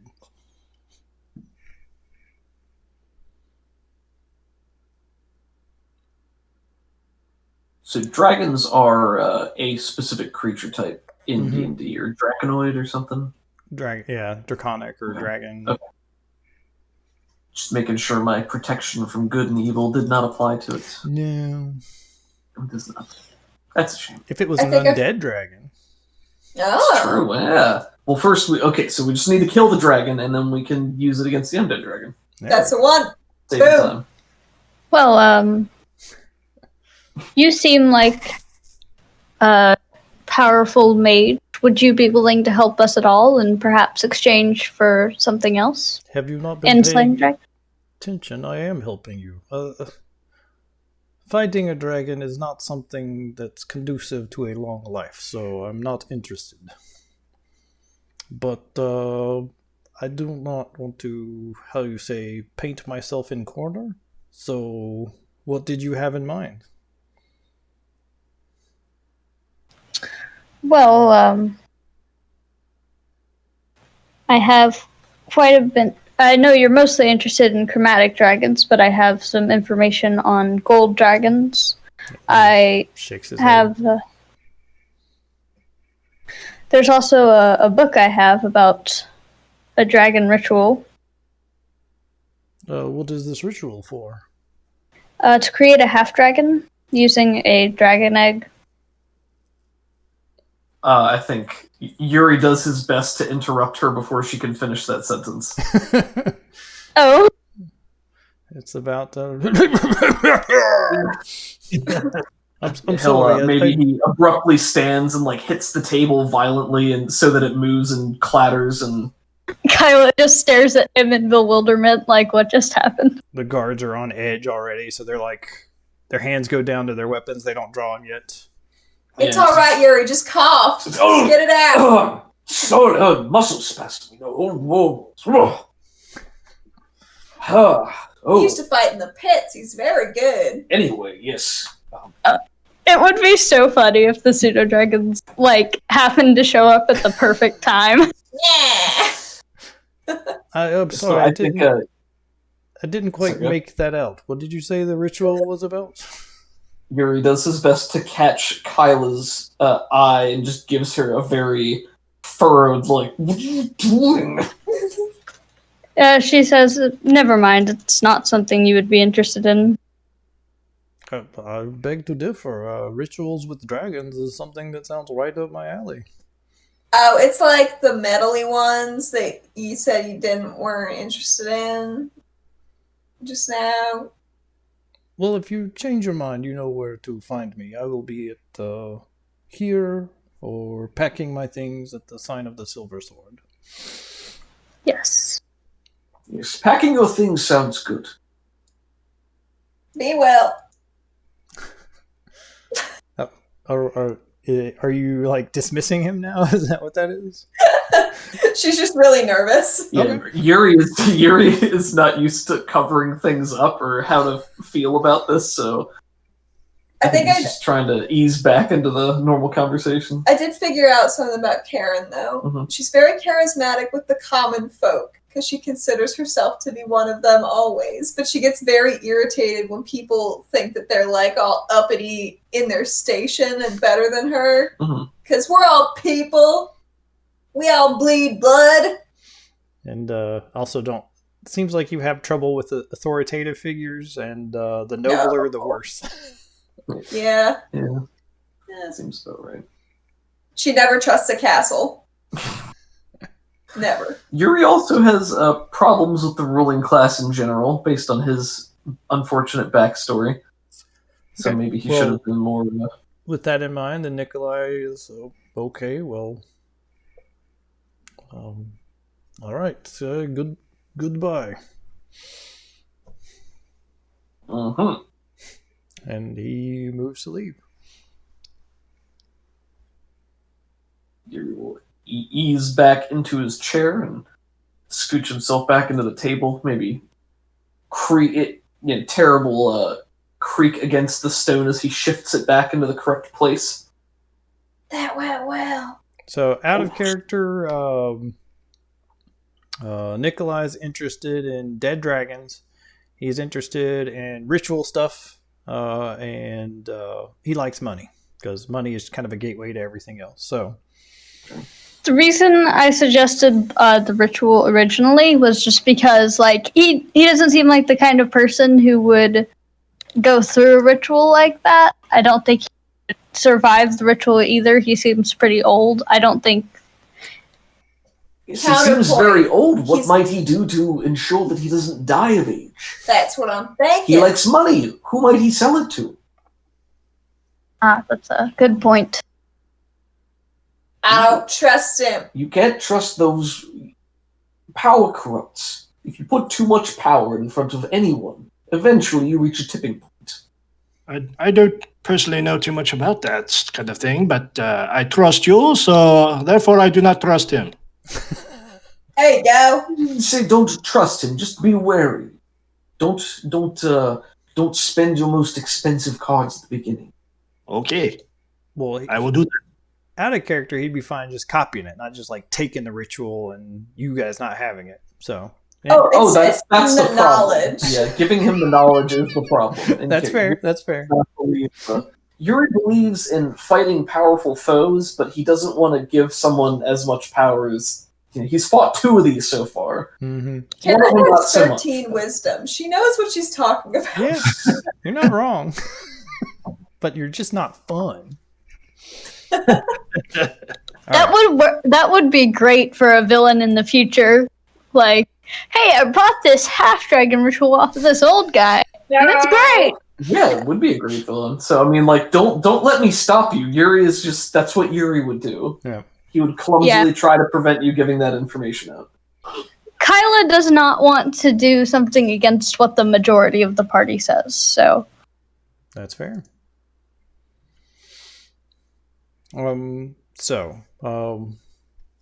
Where you mentioned some ballistas. She does say that she has some. They're posted on the walls. Typically, each gateway has one, but we can change that up or do something else with them. If there's a dragon, it might keep the dragon at bay, or the dragon might just fly down and kill everybody on it and destroy the ballista. So, if you want to have access to a ballista, you let me know what you want to do there. It seems I'm going to move us back to Berdusk. It seems very confident in its abilities, which can help us in many ways, perhaps luring it into a trap, but also I don't think it would be deterred in the least by the ballistas. Could be. Are the ballista specifically for anti-dragon purposes, or are they useful you can for use them attack? against troops and other people too. Just right now they point out over the fields, like towards the roads and stuff. This is probably the most valuable gate, but it might be the first the dragon would hit if we put 2 of them there. Mm-hmm. So I don't know. Maybe like if one here could also, shoot down this way, then they're not put in the same spot. But you said there's one on each of these towers already? One at each of the gates. So this one has one, this one has one. So there's a total of 1, 2, 3, 4, 5. Moving them is not impossible, but what do you guys think about moving the one from Woods Gate maybe to here on top of one of these buildings?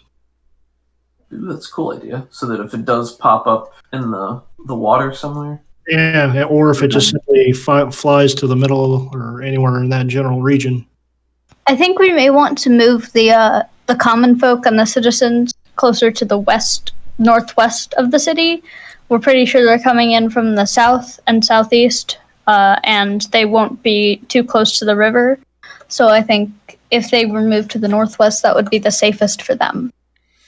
It's a good thought. And if we're shooting ballistae into the city as well, that would reduce collateral damage. If there are spies here, then they might learn of this. They would learn of this easily. I'm not saying we shouldn't do it, but hopefully they don't have a way to communicate to each other to change the plan.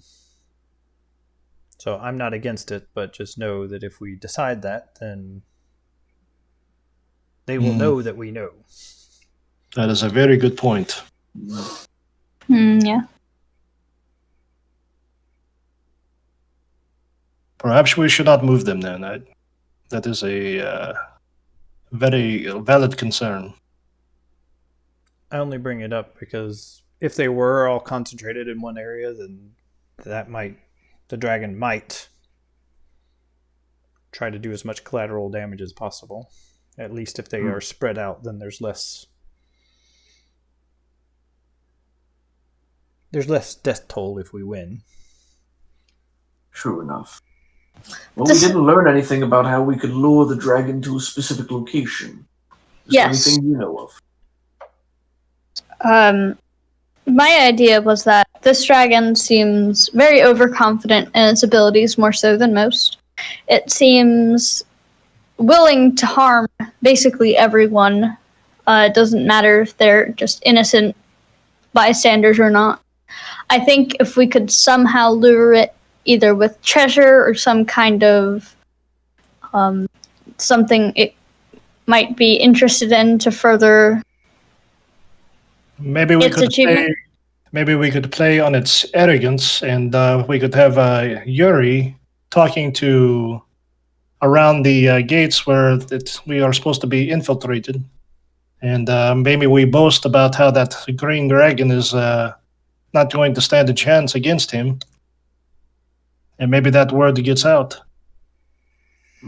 We could set up some kind of trap that would trigger when only a substantial amount of weight, such as from a dragon, were to land on it or something of that sort.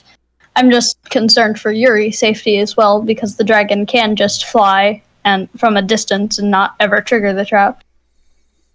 Yes, I think any kind of pressure-based trap is going to be unreliable in this circumstance. I'm certainly willing to put myself out there and issue a challenge. I believe Ms. Bramblefoot could assist me with it. Oh, I could assist you with that.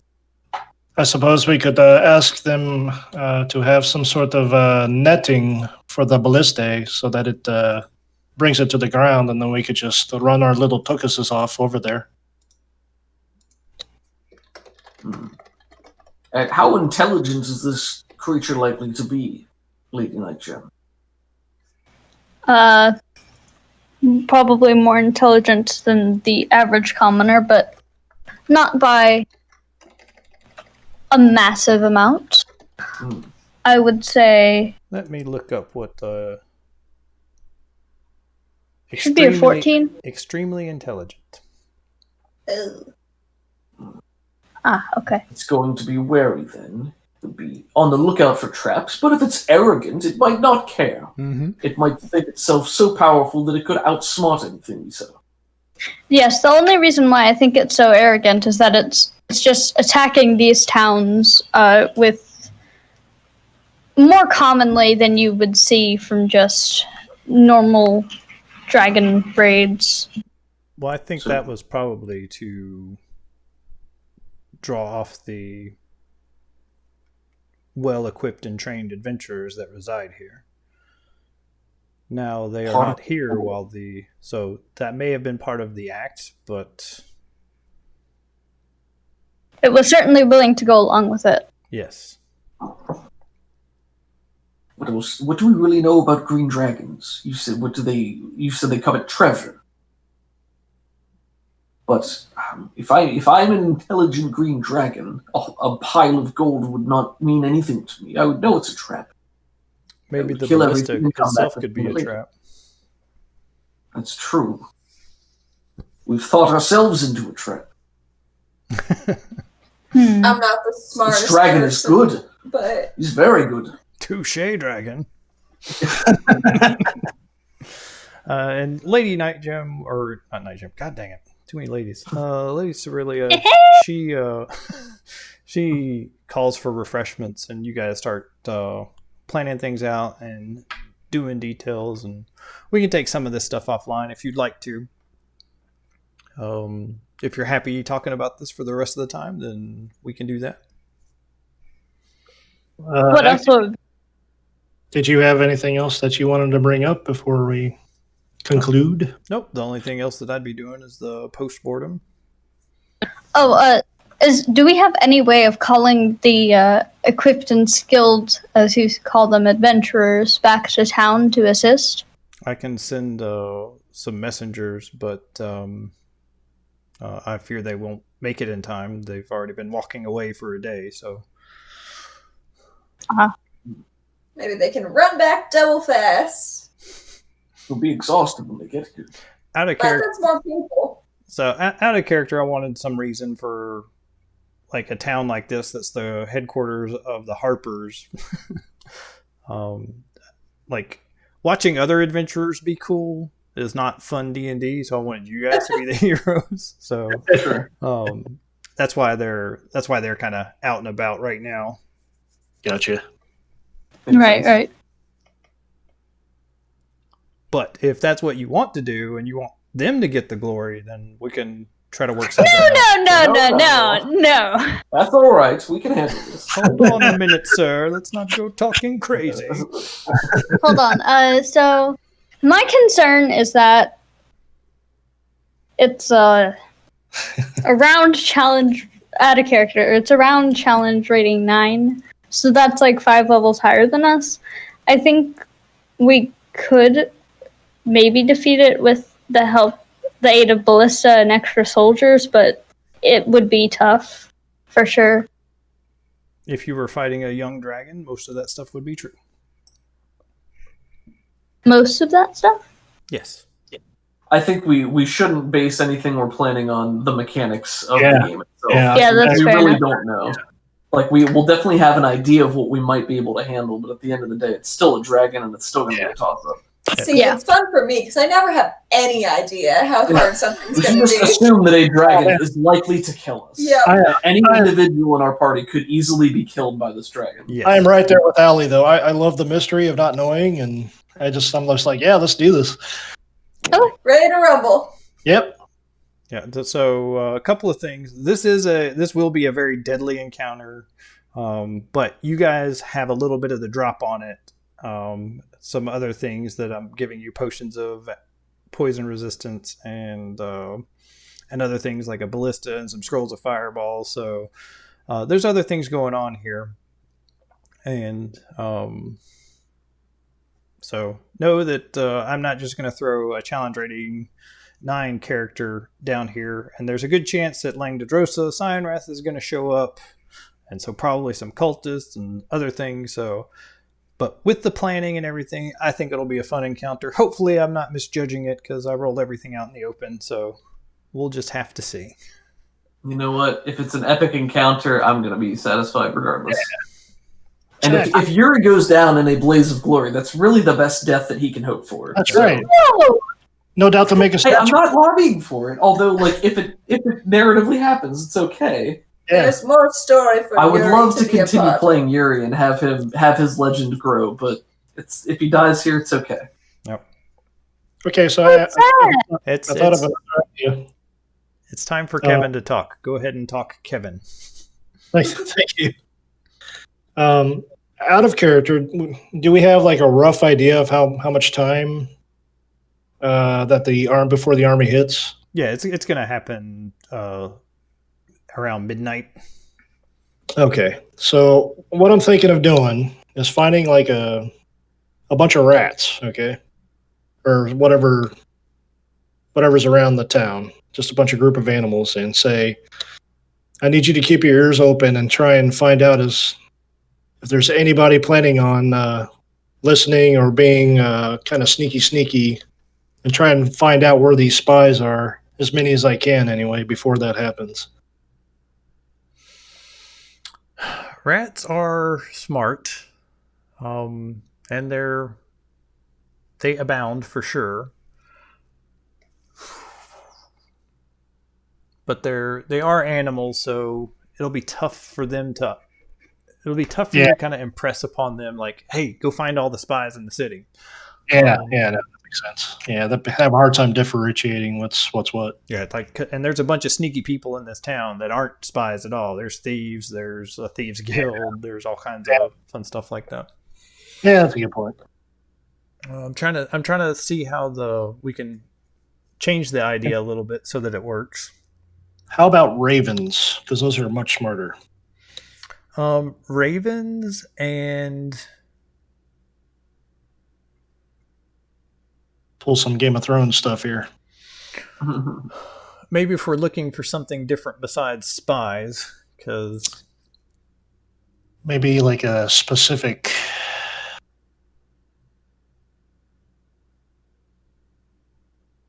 Anybody that's mentioning the cult or a dragon, maybe a specific word. okay, all right. I think that's something we can do. One of the issues, though, is like there is a dragon. A lot of people are talking about like the reward for the dragon. Like, oh man, that's a lot of money. What would you do if you killed the dragon? Like, what would you spend your money on and all that stuff? So that kind of stuff does go on a little bit. Give me a nature roll, and I'll have to say this is pretty high. Sure. Maybe a 17. And Okay. if you I'll use my inspiration if you don't mind. and if you fail, then basically you just waste your time following up on these leads. Cool. I'll burn my other spell slot before I forget.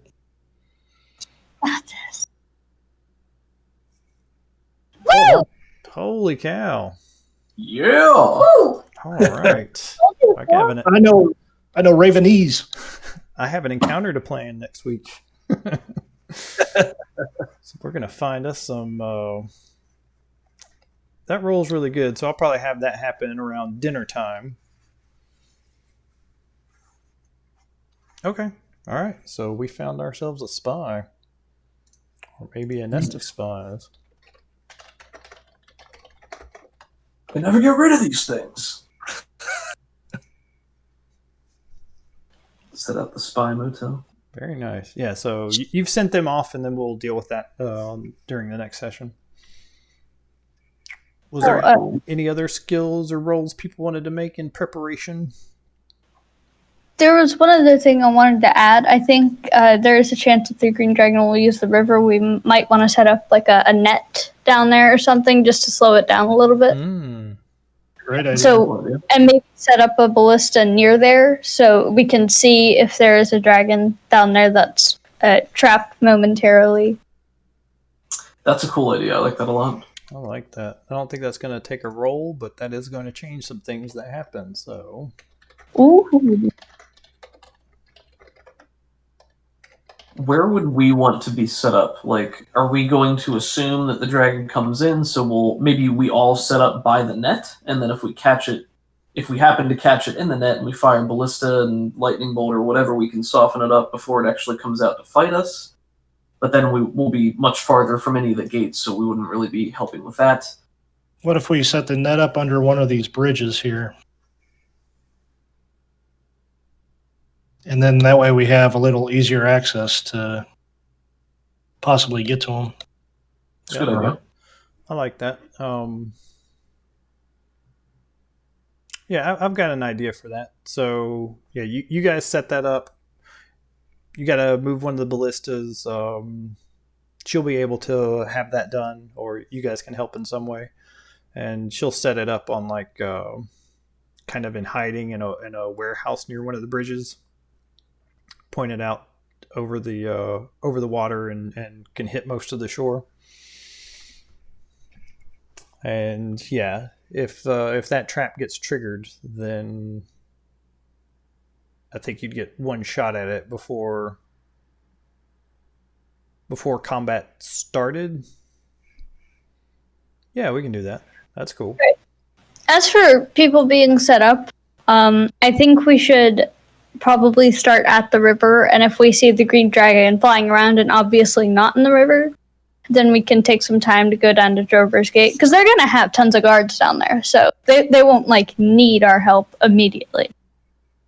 Yeah, the guards are kind of set up in hiding, either in sewers or in other big buildings in that general area, so that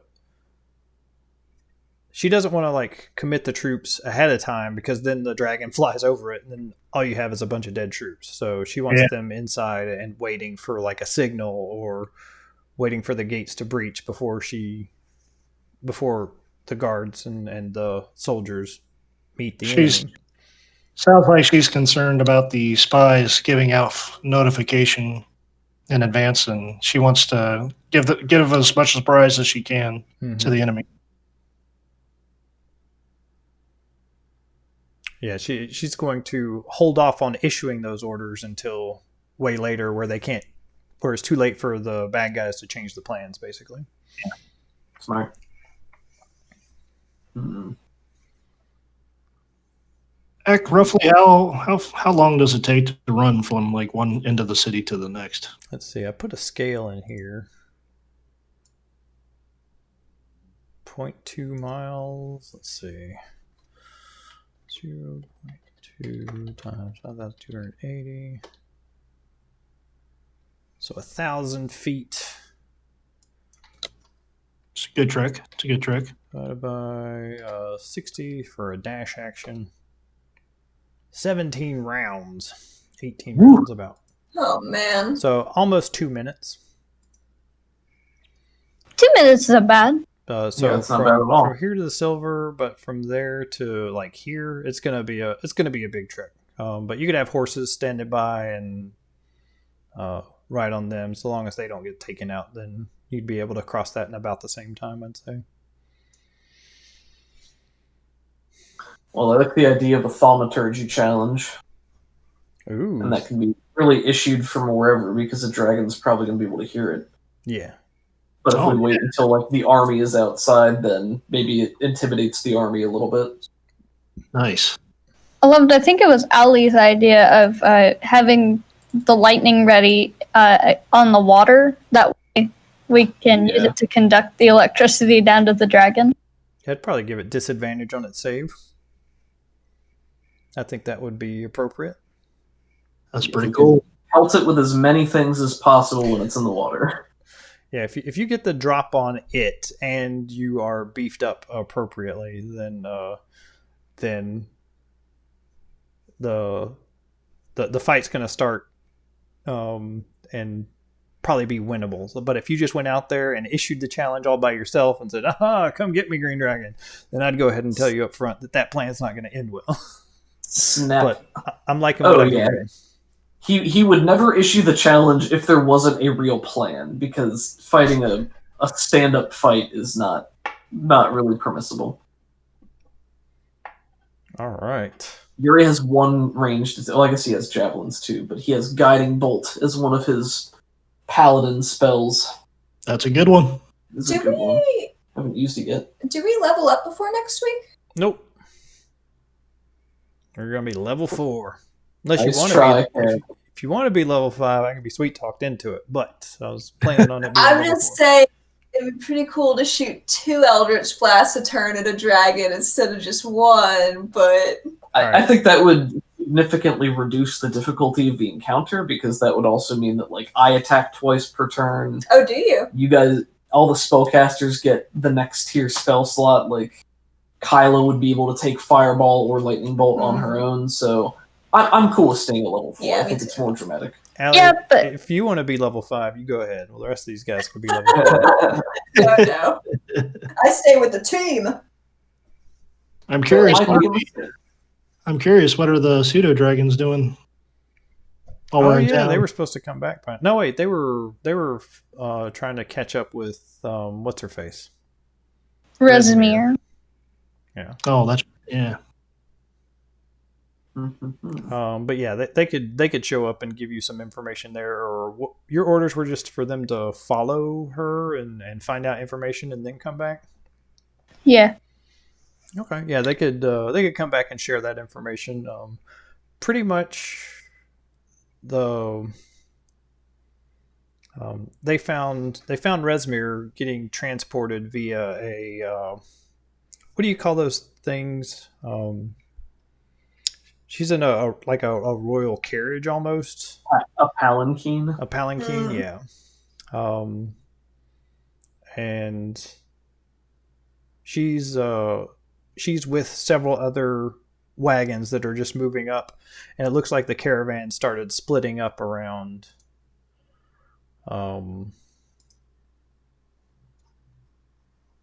where is it? Scornabel.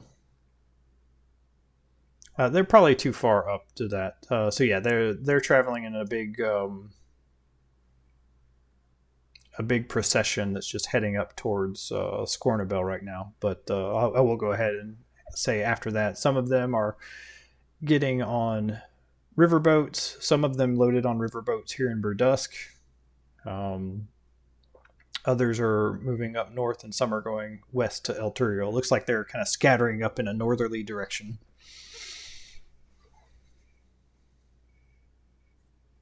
Interesting.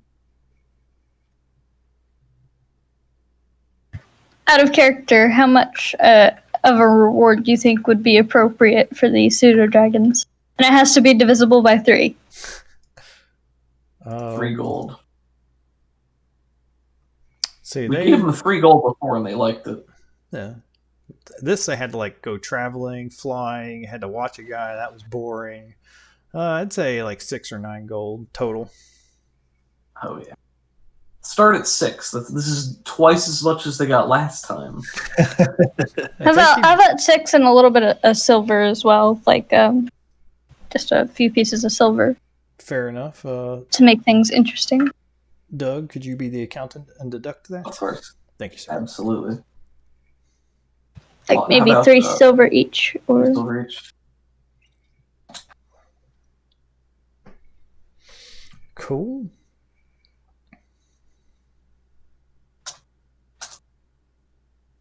So the ballista we're taking is from the northwest gate, you said? Oops. yes. Okay. No, not Greenest. Berdusk. There we go. From Woodsgate, and then we're going to move that down here. Okay. Cool. Do the pseudo dragons seem pleased with their reward? Oh, absolutely. Yeah, they're each clutching their 3. Their hands aren't quite big enough to carry their hoard now. Sweet. So they're anytime you're in a spot for a while, they get the coins from you, and then they'll go hide up in like the rafters or up on top of bookshelves and put their hoard there, and then they'll usually stay with on their little pile of coins. And if any of the other dragons come by, then they kind of bristle up and say, "Hey, what are you doing?" Very, very territorial about their stuff.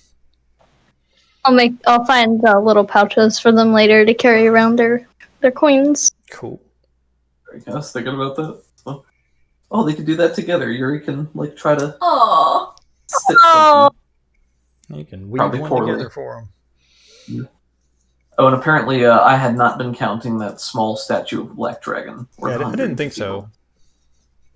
So our net total is 990 gold, 41 silver, and our item total is 220 gold. Woo woo. Good Alright. job. Well, it's 4:05, so here's a good spot to call it.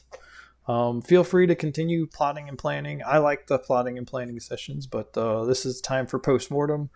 I think we didn't do any combat this session. That'll happen every once in a while. But this was a very planning heavy session and just RP, and I wanted to make sure that was okay. But so, postmortem, tell me what you liked, tell me what you didn't like. I'm not sure if you had it like planned already for the green dragon to use the river, but regardless, I like how you kind of went along with the idea of, it might do that. Yes, as a DM, part of the plans are ever fluid, and in the future, you don't know 100% what's going to happen. But yeah, if players start saying a really cool idea, then as a game master, I try to lean into it. The dragon wasn't going to be doing that, but now that you guys are setting up a cool little trap and stuff, that's definitely going to happen. So your trap is going to get triggered, and Nice. I can tell you out of character why I came up with a justification for it. Or we can wait till after the session, and I can tell you what was going on there. That's important to the plot or something, then we can wait. But I think if it's just a cool little thing that you came up with, then we can hear it more. I'd agree with that. If it's more important to what's happening, then I'd prefer to wait until after the next session. But if it's just a small, fun little thing, then I'm happy to hear it now. Well, it would be a secret that you would know later, but not now. So I'll sit on it for now. Yeah, That's good.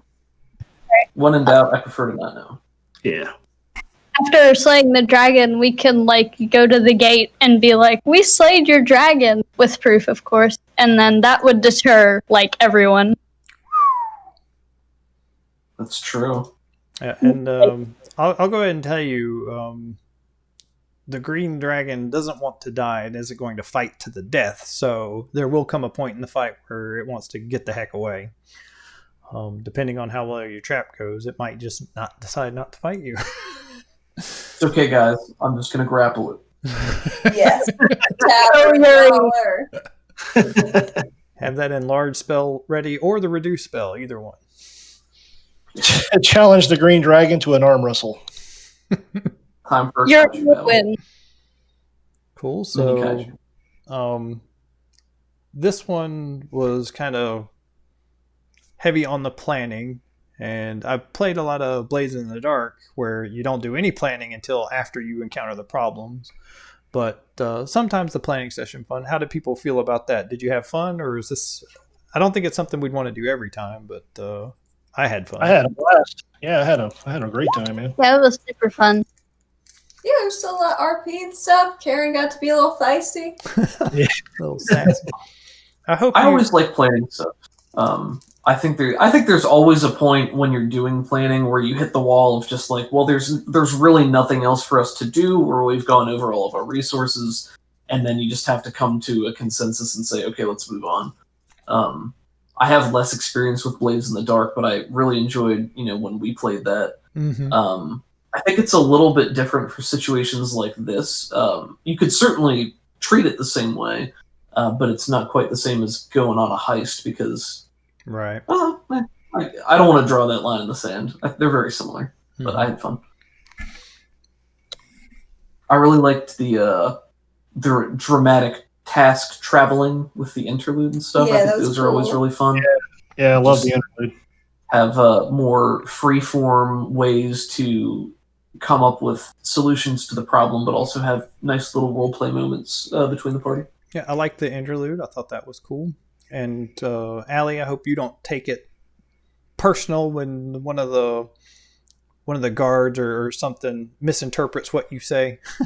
Just of course not. The way you said it, I'm like, he's thinking this person's a cultist and is demanding to speak to their leader. And well, he's half right. That's part of playing the character, Will, right? Like, this is a guard of, if we're being generous, average intelligence who doesn't take his job too terribly seriously, but is confronted by a person who tries to kick the door down. So yeah, it was a fun situation. He had been bored mainly because there was no traffic coming in from the south, so he was just standing there doing nothing with his other friends, doing nothing, just hanging out there. So And doing nothing. when you guys showed up, it's like, oh, finally we get to talk to some people, and then you're like, brr, brr, brr, brr. He's like, what? How dare you? How dare you? Yeah, so that's always fun, and I think there's always good role play to be had from misunderstandings. Yeah. Cool. She just gets so angry. She does. I really thought that I would absolutely hate Mr. Komarov, the so-called Dragon Scholar, but he was all right. I don't hate him with a burning passion. Kyla still doesn't like him, but Out of character, he's definitely suspicious. Oh yeah, he said definitely suspicious. I think in character, I didn't do a very good job of reviewing this at the moment, but one of the reasons that Yuri does not trust him is because he's putting his own safety above the safety of everyone by not lending his strength. And he sees this as a cowardly act, the opposite of what Yuri would do is, not necessarily like for the greater good, but, for the glory of the moment. And this guy's just like, nah, that's okay. I kind of picked Yuri's up. like, "Oh?" I kind of picked up on X's first description of him with the kind of giving us an uneasy feeling, and I just kind of rolled with that. I was like, oh yeah. The older, disinterested man. You don't know where he's been. You don't know what he's seen. Smelling like mothballs. He's like, this guy rarely leaves his house. Well, Kaylee, if you change your mind, I want to give him that ritual, then he'll give you that last scroll, just so you know. Out of character, if Kaylee/Kyla would like to do that, I'm all for it because I think it will make a very rich story, and something bad could happen down the line, and that's dramatic and fun. Yeah. In character, obviously, Yuri is against that, but it wouldn't like break up the party if he found out about it. Right. I think it would more just be like, man, you're stirring the wrong cauldron here. We're gonna have to deal with this later. You mark my Yuri words. I think it's fine. I think we can survive on 3 scrolls. We'll see. Given that Kyle's yeah, we- we're already assuming we're gonna last at least 3 rounds, so we'll see how that goes. We will see. Hey, you may not Kyla's even last 3 confident. rounds. Kyla is not so confident. Yeah, if you ever feel like in character just dismissing Cobus or going out or do something on the sly, by all means, feel free to do it. It's fun. Yeah, I think if any of us is ever uncomfortable with an idea out of character as well, then we'll certainly say so. But otherwise, I'd like to say that anything your character chooses to do within character is fine. Yeah.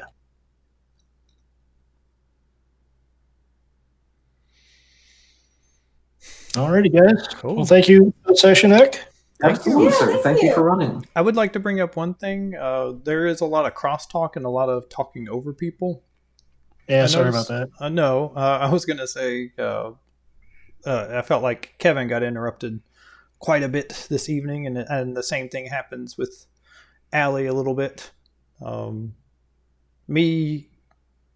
feel like me, Kaylee, and Doug jump in there and talking or a little bit faster, so we start talking, and it kind of makes it so they don't get a chance to talk. So I just wanted to bring that up and have us work on that. I'll certainly be more conscientious in the future. Cool.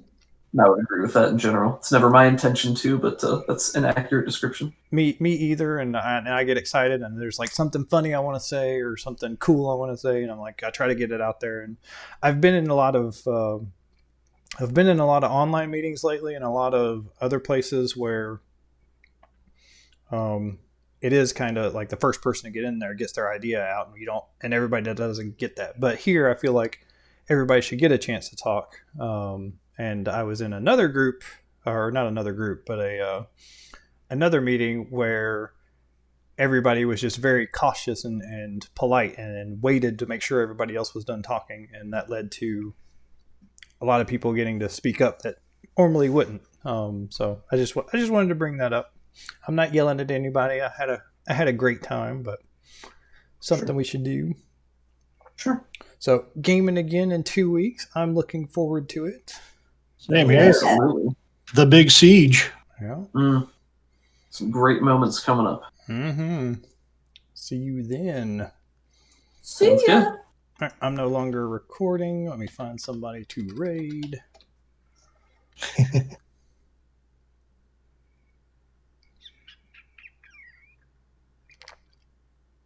RPG for you and me, guys. Anybody in chat? Check it out. It's good stuff. Yeah, I don't Yes. see anybody on that is a friend of mine. So I guess I'll just end the stream with that. Thanks for watching, everybody. And we'll be here again next week or week after, 2 weeks from now. Sounds good. Bye, guys.